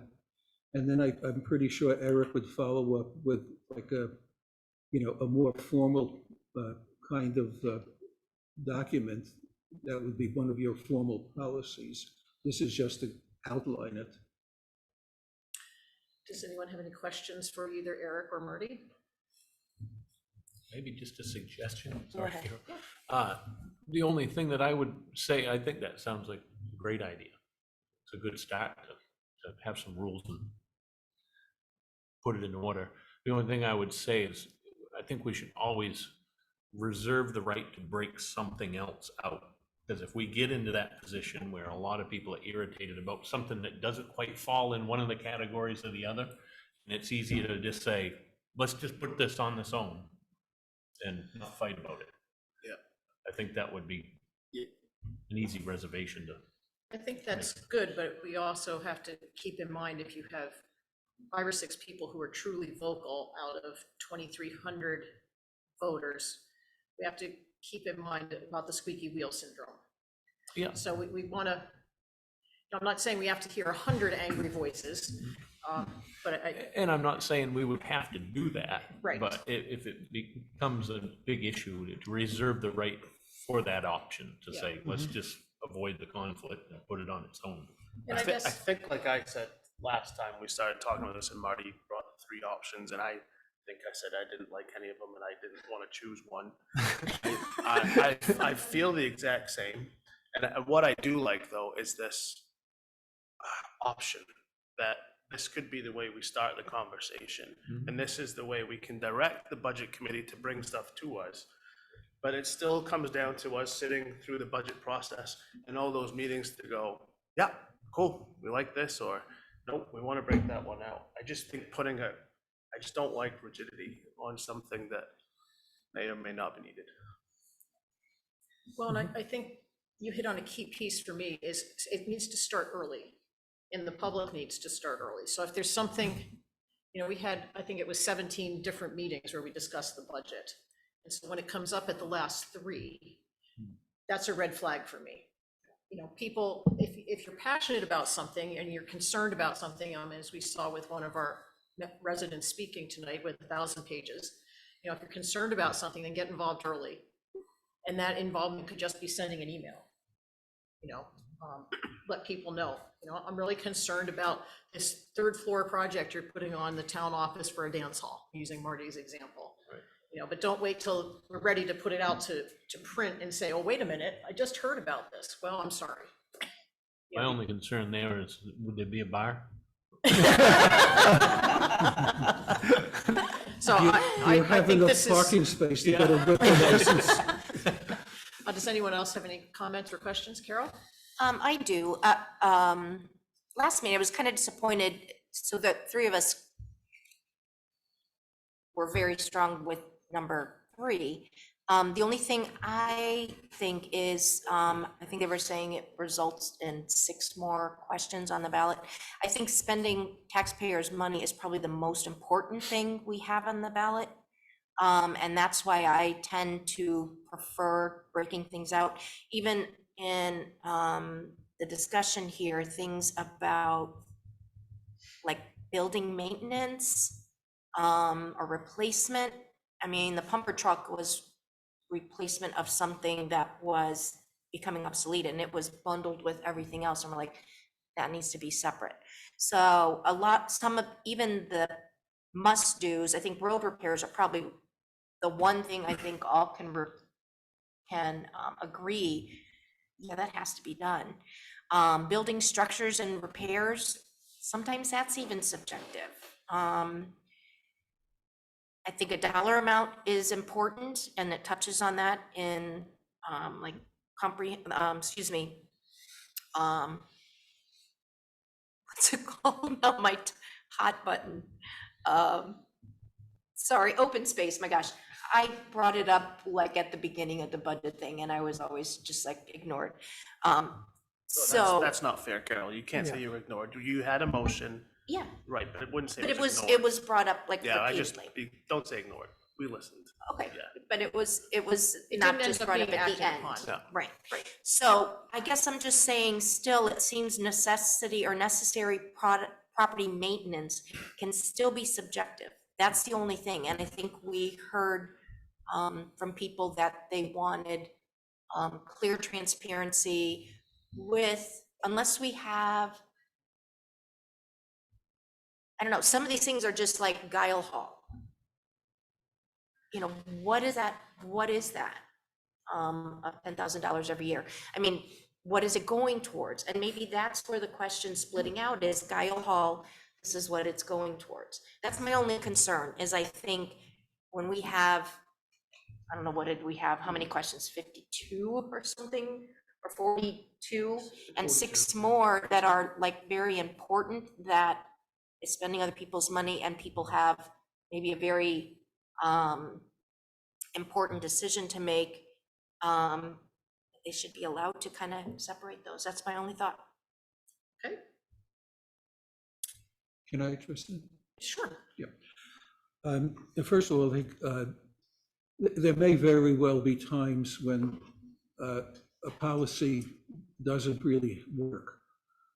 But for one thing, going into adopting a policy and leaving an open door to walk out of it, I think, just guarantees that the policy is not going to be followed. It's not being given a chance to work. I think it's important to start by trying to fit the results into a policy,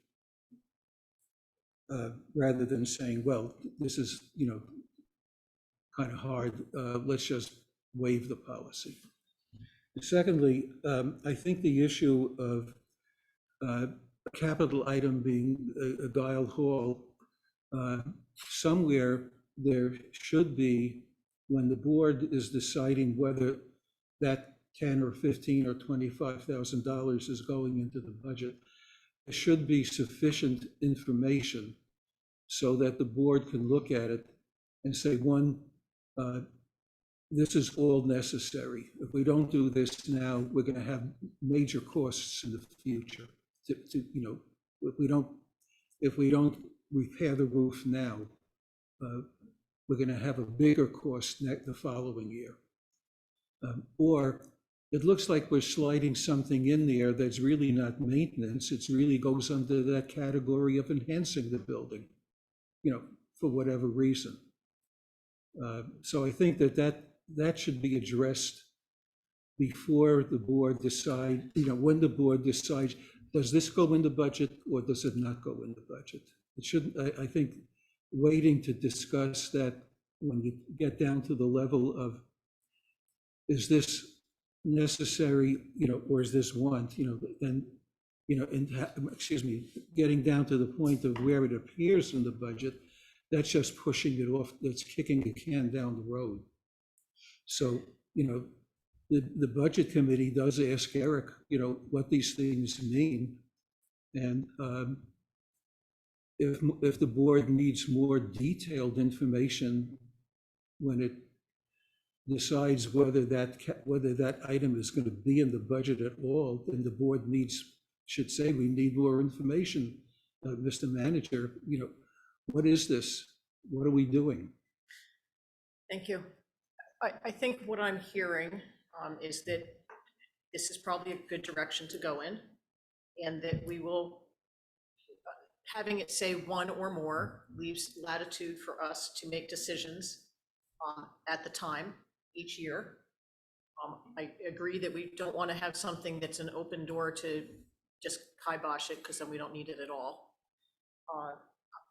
I think we need some more, it's not transparency. We have always been transparent. Since I've sat on the board, there's never been anything that's been hidden from people.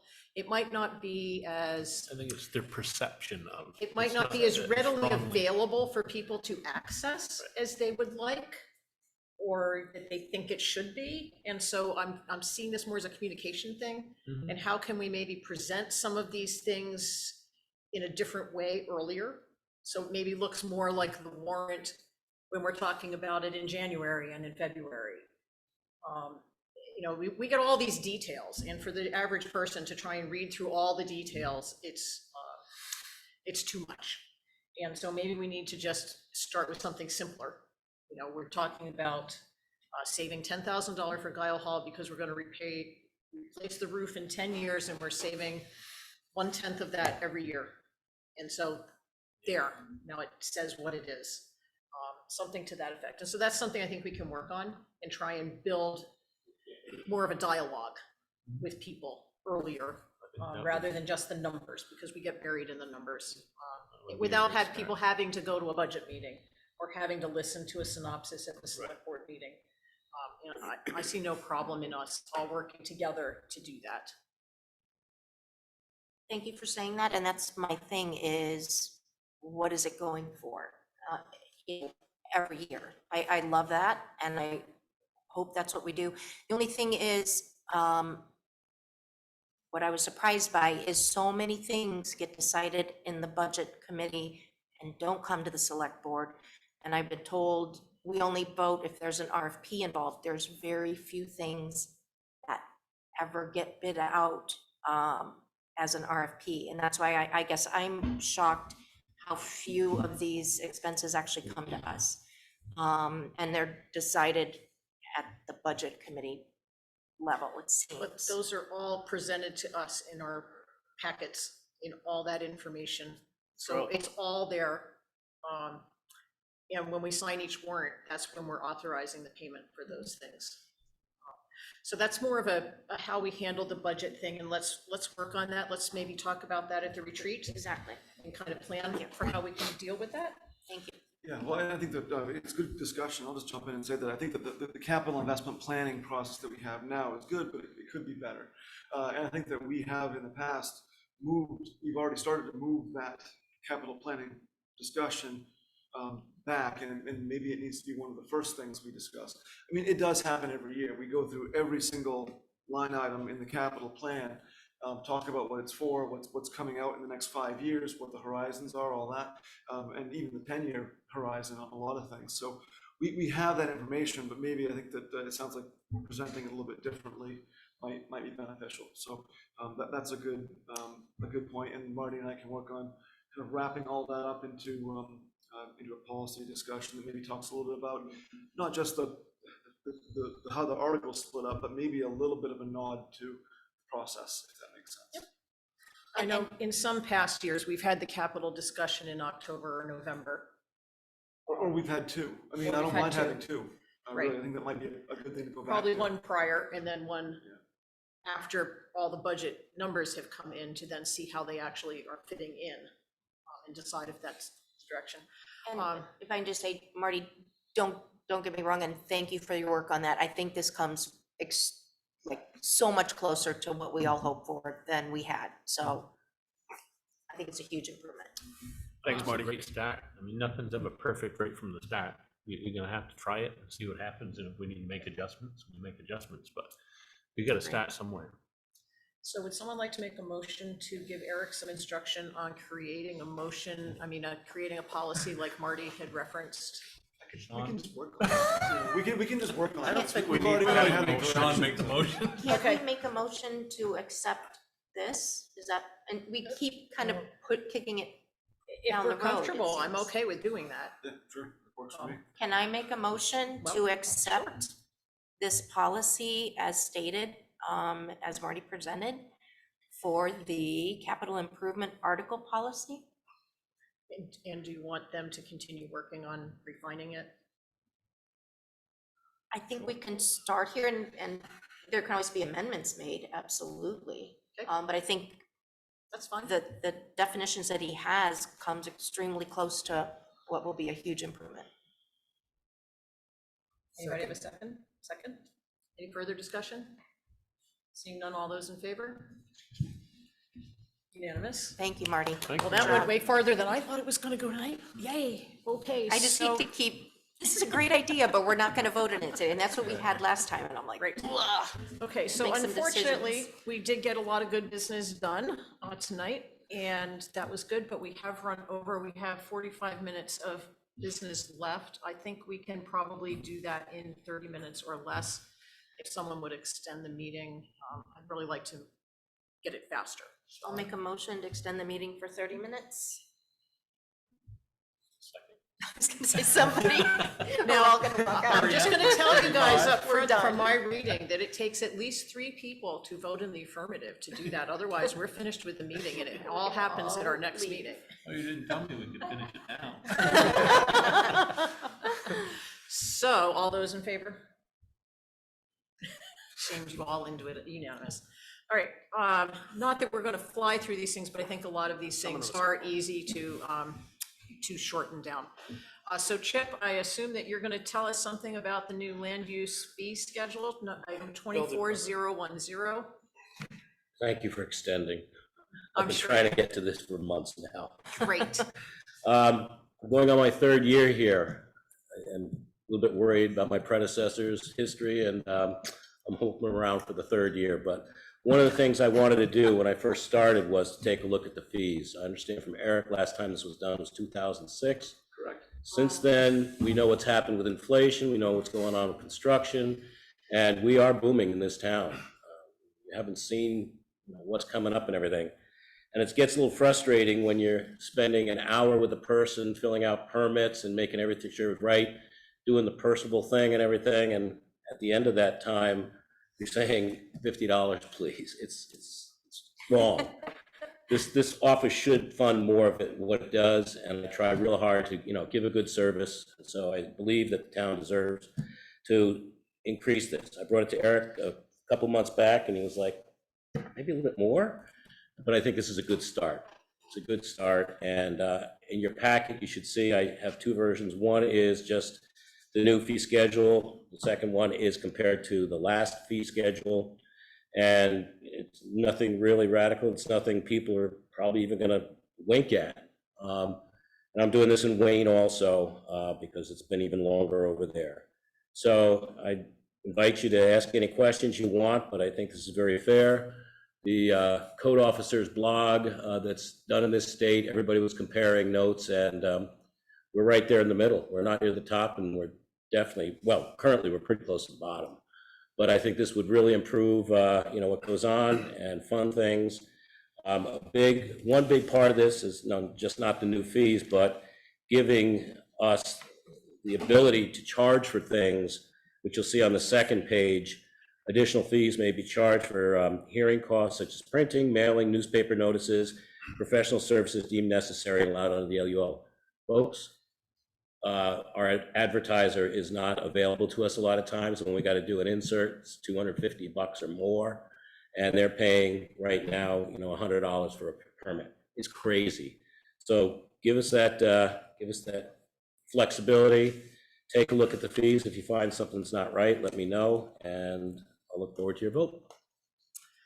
Can I assume that we only have one schedule in front of us? So Eric, the red is the current, Red is the current, yeah. and so the black is the proposed. Black is proposed, yeah. I'm fine with everything there. My suggestion is what you just stated, the additional fees may also, that sentence needs to be in bold, We can do that. so that nobody comes back and says, well, I didn't see that. Because you're talking about some pretty significant costs there, advertising costs, and I think people need to be made aware of that. I'm sorry, what did you say, Nicole? The additional fees piece. So do you see where the subdivision review is on the second page? Yes, The sentence just above that is what he's read out loud. I have a question.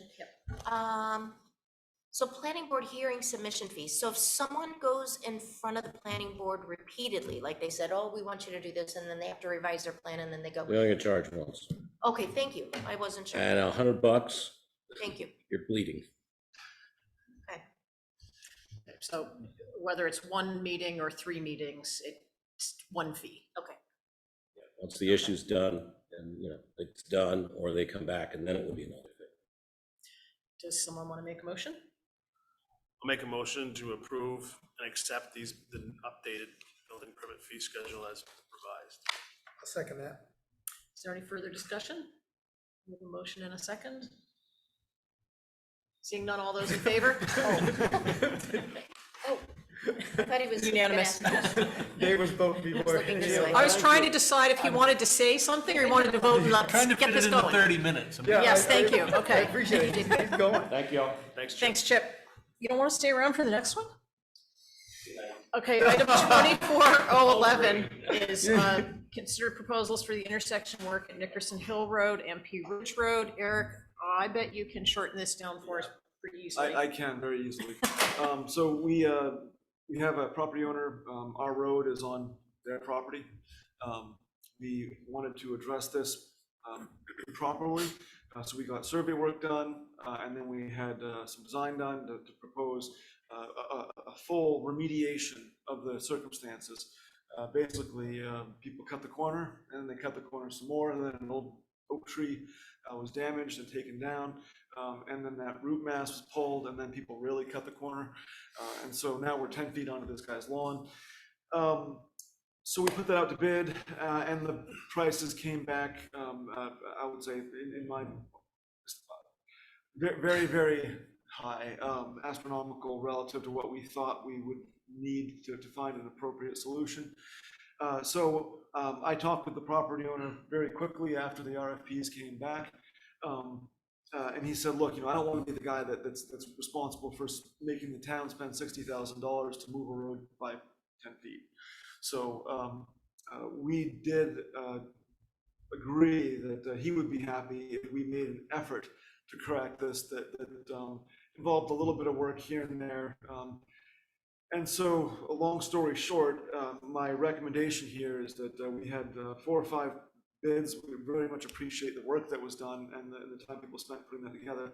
But I'm recommending that we reject all of those, and I'd like a motion from the select board to do such, but also authorize me to work with the low bidder to try to find a more taxpayer-friendly solution that also fits the homeowner's needs. Basically, try to move the road over a couple feet on one side, get as much paint, restripe the road in that area to give as much room as possible, and then to cut out a small portion of the pavement to make it a little bit more square and not such a well-rounded speedway. So I think that we can work with the property owner on this and probably keep the whole project under 25,000, including the engineering work that's been done to date. So that's what I'd like, and I'm happy to answer any questions, because I know this is all just coming up right now. We did talk about this a few times in the past, but I'm happy to answer any questions. If we do a modified solution, as you just suggested, would that resolve the issue permanently? Or would the property owner still be looking for relief in the future, say if prices were to come down? What we would be doing is finding out if the relief was sufficient. He said it doesn't have to be completely off my property, but he wants to see it get better. So we would do work to make it better and also pursue, if needed, an easement to actually allow the town to have that strip of roadway on his property. So he just wants to see things get better. I think we can do that. Is there a stop sign at that intersection?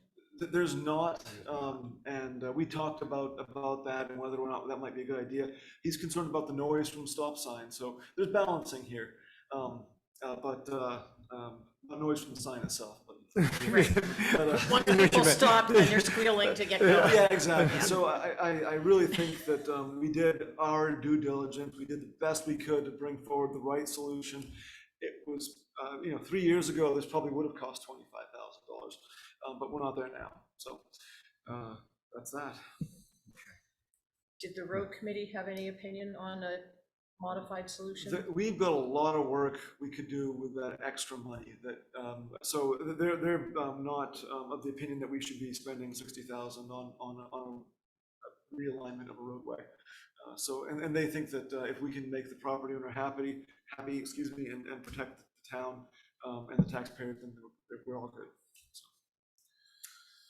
So I'll make a motion to reject the current bids for the RFP and then allow or instruct the town manager to engage the low bidder in some other form of work up to the funds of 25,000. Sure. Great. I'll second that. I have a motion and a second. Is there discussion? Yes. The 25,000, was that for the work with the contractor, or is that for the job in total, including the expenses for engineering? That would be the job in total, including engineering. Okay, just so we're clear. And how much have we spent on engineering about? About 10,000, so at least $15,000 for saw cutting and some putting down an asphalt strip and some paint. And I think we can do that. Not to minimize the work, but I think we can. Any other discussion? So I have just a brief discussion. Yep. And that is that this is one of the things I think Eric does incredibly well and takes care of the town and its residents and the taxpayers. And, your willingness to work with him and figure out an alternative approach, I think is really cool. So, yeah, it's good. He didn't want people throwing stuff at his house, so he didn't really have a choice. And I think we had budgeted $30,000 in the budget for this. So if we only spend 25, then that's even better. If we get a solution and we've saved some money. So anything else? Seeing none, all those in favor? Unanimous. And we are speeding along. This is good. Okay, Right around the consider corner. a resolution of intent and fire apparatus proposal for the purchase of an E1 Freightliner pumper fire truck from Greenwood Emergency Vehicles. This is item 24-012. It is in our packets. It is at page 69. It's a whole lot of legal terminology, and I take it this has been reviewed by legal? Yeah, it was actually created by legal. So I'll start with the end on this one. What I'm looking for is a motion to have the board accept and sign the resolution of the declaration of official intent, which is the one, all the whereas and now therefore. And that is the piece that will actually allow the town to spend money out of our reserves to purchase the fire truck and then have it reimbursed through bond funds, which is something we can do because we have those funds. It is saving us money. The other piece is to authorize me to sign the contract on behalf of the town. And that's how that was drafted by the equipment company. Those two things work together along with the town meeting vote that we had. Essentially, we had the town meeting vote. Lee sat down with the apparatus company. They worked out a new price. It actually worked out to be less than what we had budgeted by $5,000 or $10,000. Not a lot, but less.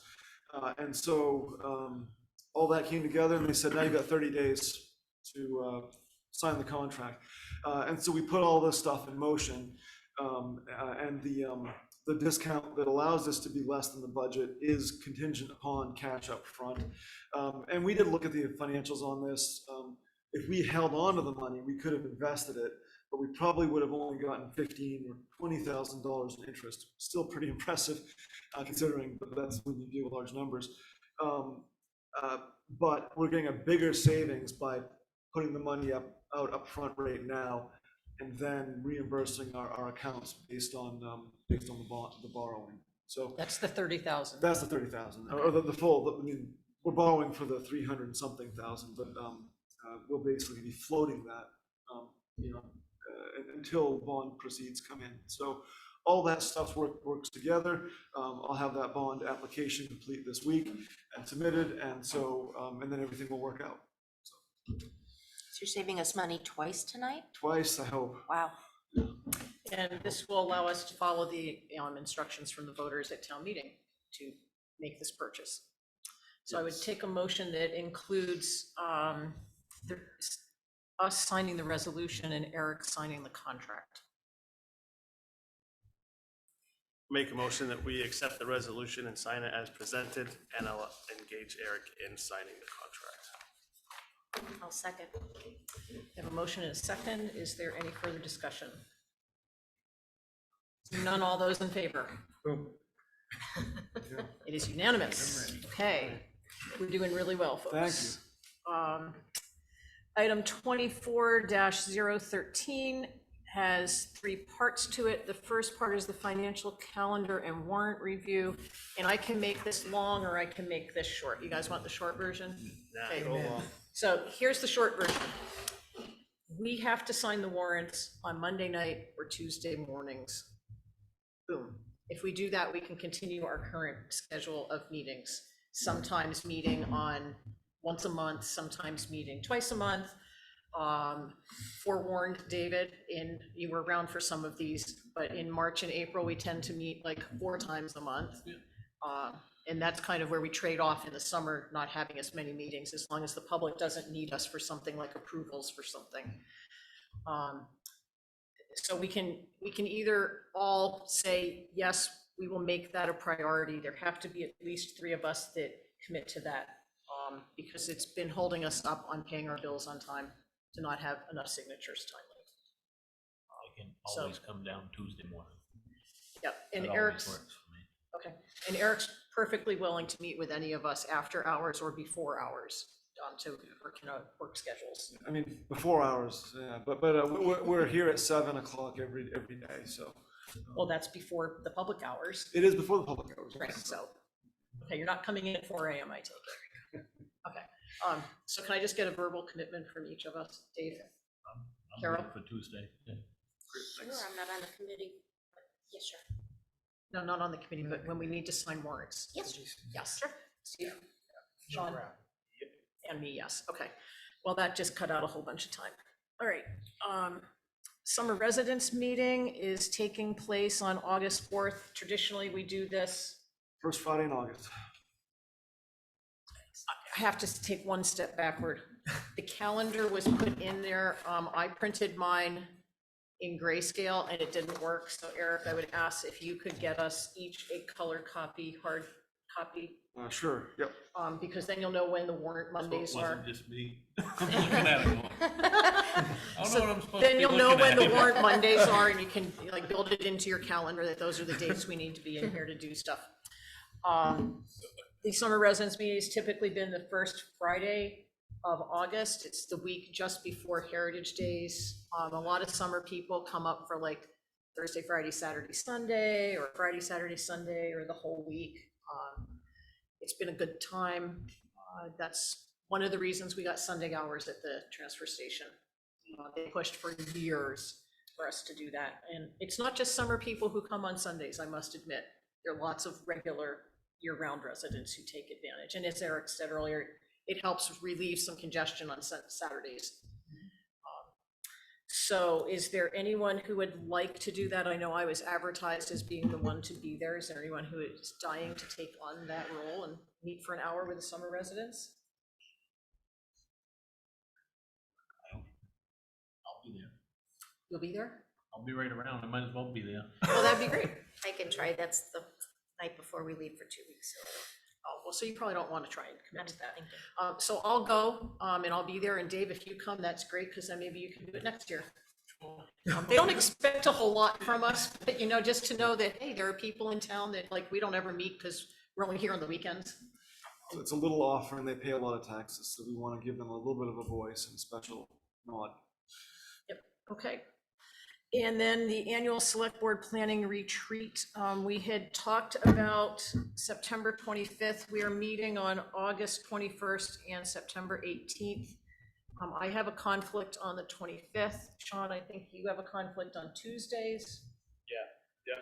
I don't know if we want to do our retreat on the 11th, or if there's another day of the week, but we need to pick a date. What was the September. proposed work dates? Well, we had originally said we could do another Monday. The first Monday is Labor Day, so that's out, so we could do the 11th. The 18th, we're already meeting. 25th isn't available. So while you guys are checking your schedules, we try to make it fun. Dave, we have pizza. You know, it's just a kind of a 3 or 4 hour thing. We try to keep it as short as possible, but it's just an opportunity for the board to set really goals and priorities for the coming year. And then those get fed into discussions with the budget committee and with the board and committee chairs. So that way everybody's kind of working towards those same goals that the select board has set. So it actually works really well, and it's a nice way to start off talking about budget items, because we can get some of those big picture things in there, even in specifics. And I know for What time Sean, of day do you do this? well, for Sean, we need to do it after 5:30. I think last time we did I think we started at 5:30, yeah. Yeah. I can get here for that. I don't know my schedule out It's that like far. 5:30 to I'm a closer, I 9-ish, can't be here something till like that. 6. As long as I can get like 3:30 in there. I can make the rest work. Man, you're easy. Yes. I just won't know, but Okay, Carol, would 5:30 or 5 work for you? Oh, yeah, fine with me. Carol won't know her work schedule until sooner, so if she got here at 6, we could start at 5:30. I can usually be here by Like 5:30 8 and unless it's. do introductions and so on. Okay, Okay, all right. okay, So so on the now we 11th? just need a date. The 11th sounds good to me.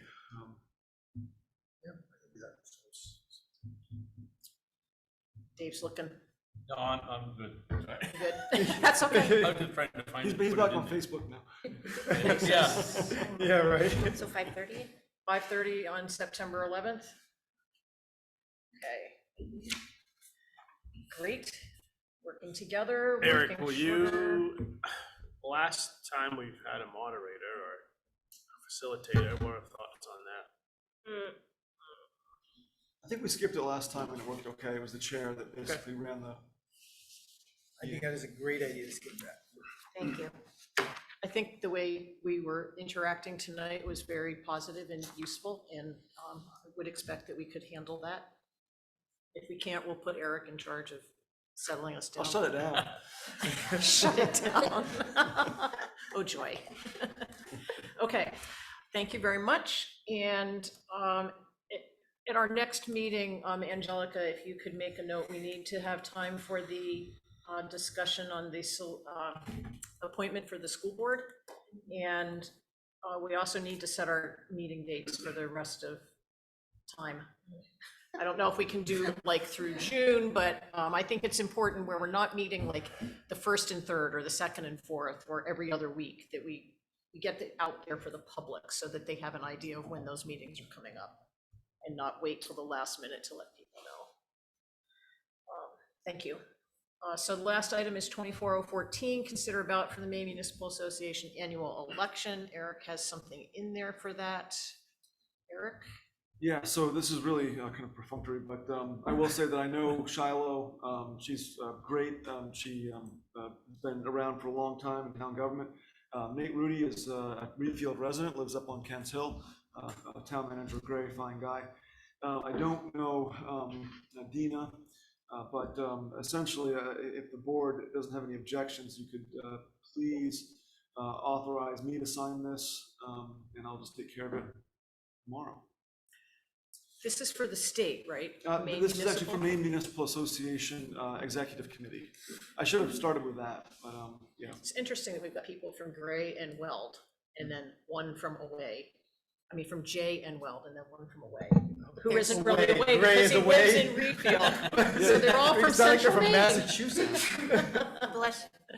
But there's like, vote for one and there's only one, and vote for three and there's only three, so we're really not, So Yeah, we're as I voting said, it's for them. so perfunctory. there's really, Very okay. perfunctory. So I'll make a motion to have Please. Eric Dyer sign this form for us. I will second that motion.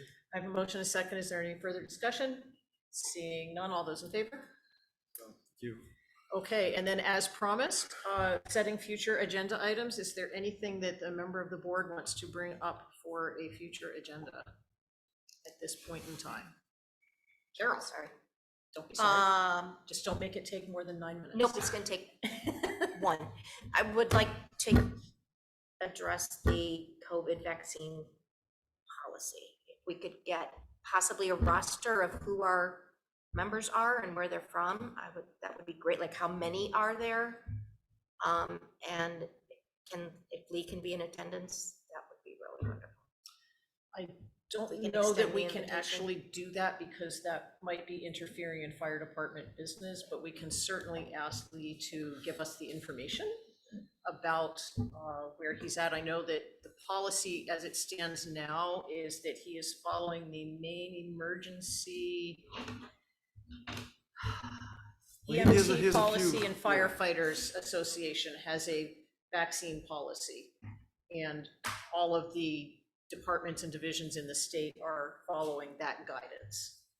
And so that's what he was following prior to now. And so I don't know if that entity has changed.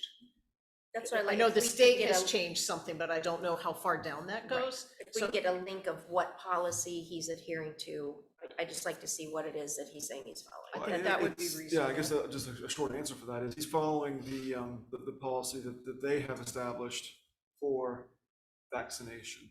So it's a departmental policy. He certainly looks at other entities, and I guess I don't know what else to really add other than the fact that I will ask for the roster. That's public, and it shouldn't be an issue. I don't know if sharing vaccination status, I mean, obviously everybody should be, that's on the roster active, but That might be privileged information. yeah, but I mean, I did talk to Lee about it, Carol, as you know, after the last meeting. And we did discuss it and he did think about it, but he doesn't have any interest in changing that at this point. So I don't think, Maybe if he could just give us a Yeah. statement of what his policy is based on, what organizations' guidelines. That'd be No, yeah, just so that we have that officially. And then if he wants to be here to address any issues, that's fine or not fine. Oh, and If there we could was, just get a report out on what it's based on, I think that would be reasonable to ask. on that same vein, somebody asked when there's some kind of a, Joel, you may know, some kind of a group for the fire department that was, kind of seems to be no more. It was, the auxiliary, perhaps?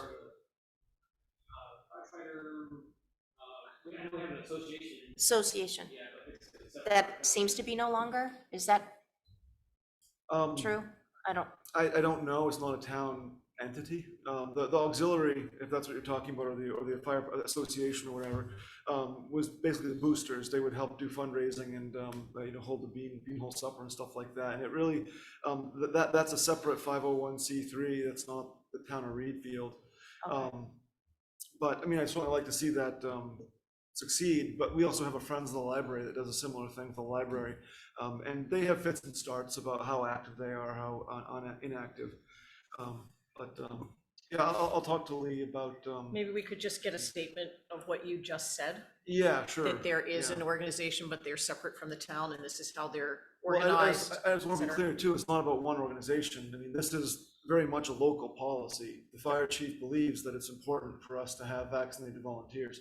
So that's the first and foremost, most important thing is our chief wants to do this, I think. And other organizations, other entities, state level or whatever, and he's responsible for making sure everybody on that department is safe, that the residents are safe. And so I very much want to make sure that I respect that authority that he has. And you're absolutely right that the select board should not be setting policy for the fire department. But it's okay to ask for what the policy is that the fire department has. Yeah, absolutely. And we can provide the current policy. Yeah. And while we're on that subject, and we have Mr. Alvarado right in the room, he has a ton of information. Might not, all of it doesn't totally concern school board stuff, but it might pertain to the vaccinations and the boosters, and might be helpful in the same block if we're going to discuss that. Yeah, I don't know that we're going to discuss as much as we're going to just get information, because Right, it's a separate. and I mean, Right. as an informational piece, he's very Well, I know the well-versed town in that. dropped its vaccination very policy, qualified. correct, or not? Are all town employees still required to be We vaccinated? never actually had to have a policy. Everybody got vaccinated. Okay, so we So didn't there is actually no create policy a for policy, town of so there Readfield. isn't one. Yeah. no. I'm just, like, a story came to me that there's a student locally that I was trying to get clarification. They are not physically capable to go to school anymore, so they're remote.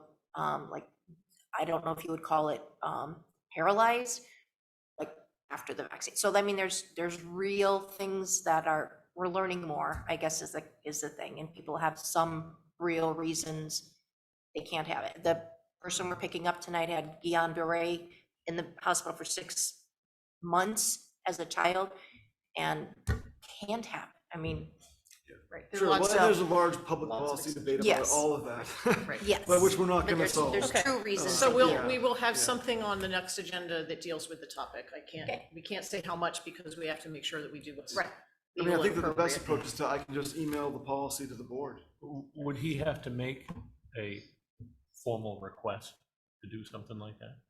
To give a presentation? Yeah. Or how does that? Yeah, I how would guess that just talk to the town manager, and then it would come to the chair and vice chair and the town manager to decide if that's a topic of interest to the select board, or if it's more of a topic that might be a discussion or talk, say at the library or at some event. I don't know. It would all depend on what it is. I'll start by providing the policy. Yes. Okay, last comment. You have to go to the microphone. I appreciate Dave's suggestion, and certainly I would be happy to offer any information I can, but one suggestion I would make that I think is very simple and that you should ask for them to give a rationale for. The CDC has, maybe almost 2 years ago, acknowledged that vaccines do not prevent transmission and do not prevent primary infection. So they are not public health tools. They are only, by logic, personal health interventions. So to tell somebody that they can't do a job or can't do any function or somehow can't participate in society in any meaningful way because they don't have a vaccine which doesn't prevent infection or transmission is a logical incoherence. And it's a way of thinking that's stuck from 2021 that we really need to evolve past, because we're hurting people by continuing to think in a backwards way that's already, by consensus, been rejected by the health administration that everybody appeals to as the expert, the CDC. And let me just say, I appreciate the input, and as I said, you can give Eric a call, and you guys can discuss if that would be something appropriate for us to discuss at some point. Like Eric said, he's gonna get the policy from the Readfield Fire Department, but could you also, like what Catherine's saying, ask the fire chief what the basis is of that policy? And then When? I've done that, and it's a local policy that has. No, I'm just that wondering if you has- ask them what the basis of that is. I know it's a policy, We're not but gonna get into a debate about I'm not why- debating. I'm asking what is the basis? And then The when you ask for the basis- basis, I want to know what qualifies an individual volunteer firefighter to be fully vaccinated by We're the not fire getting chief. into personnel discussion. No, I'm just We're asking, not, like, We're not. So what does that entail? Like one vaccine or the second vaccine or a booster? What qualifies a firefighter at Readfield Fire Department to be vaccinated per our chief's mandate? I think it's reasonable to ask what the I think it's a reasonable policy is, question. what the policy is. If you want to become a firefighter, what are the qualifications you have to have? It doesn't have to be vaccine specific. It could just be in general, what are they?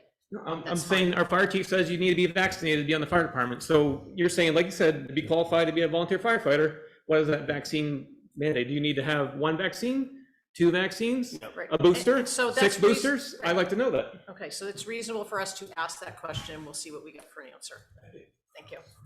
I'd like to make a motion to adjourn. Oh, I would second that motion. All those in favor? Done and unanimous.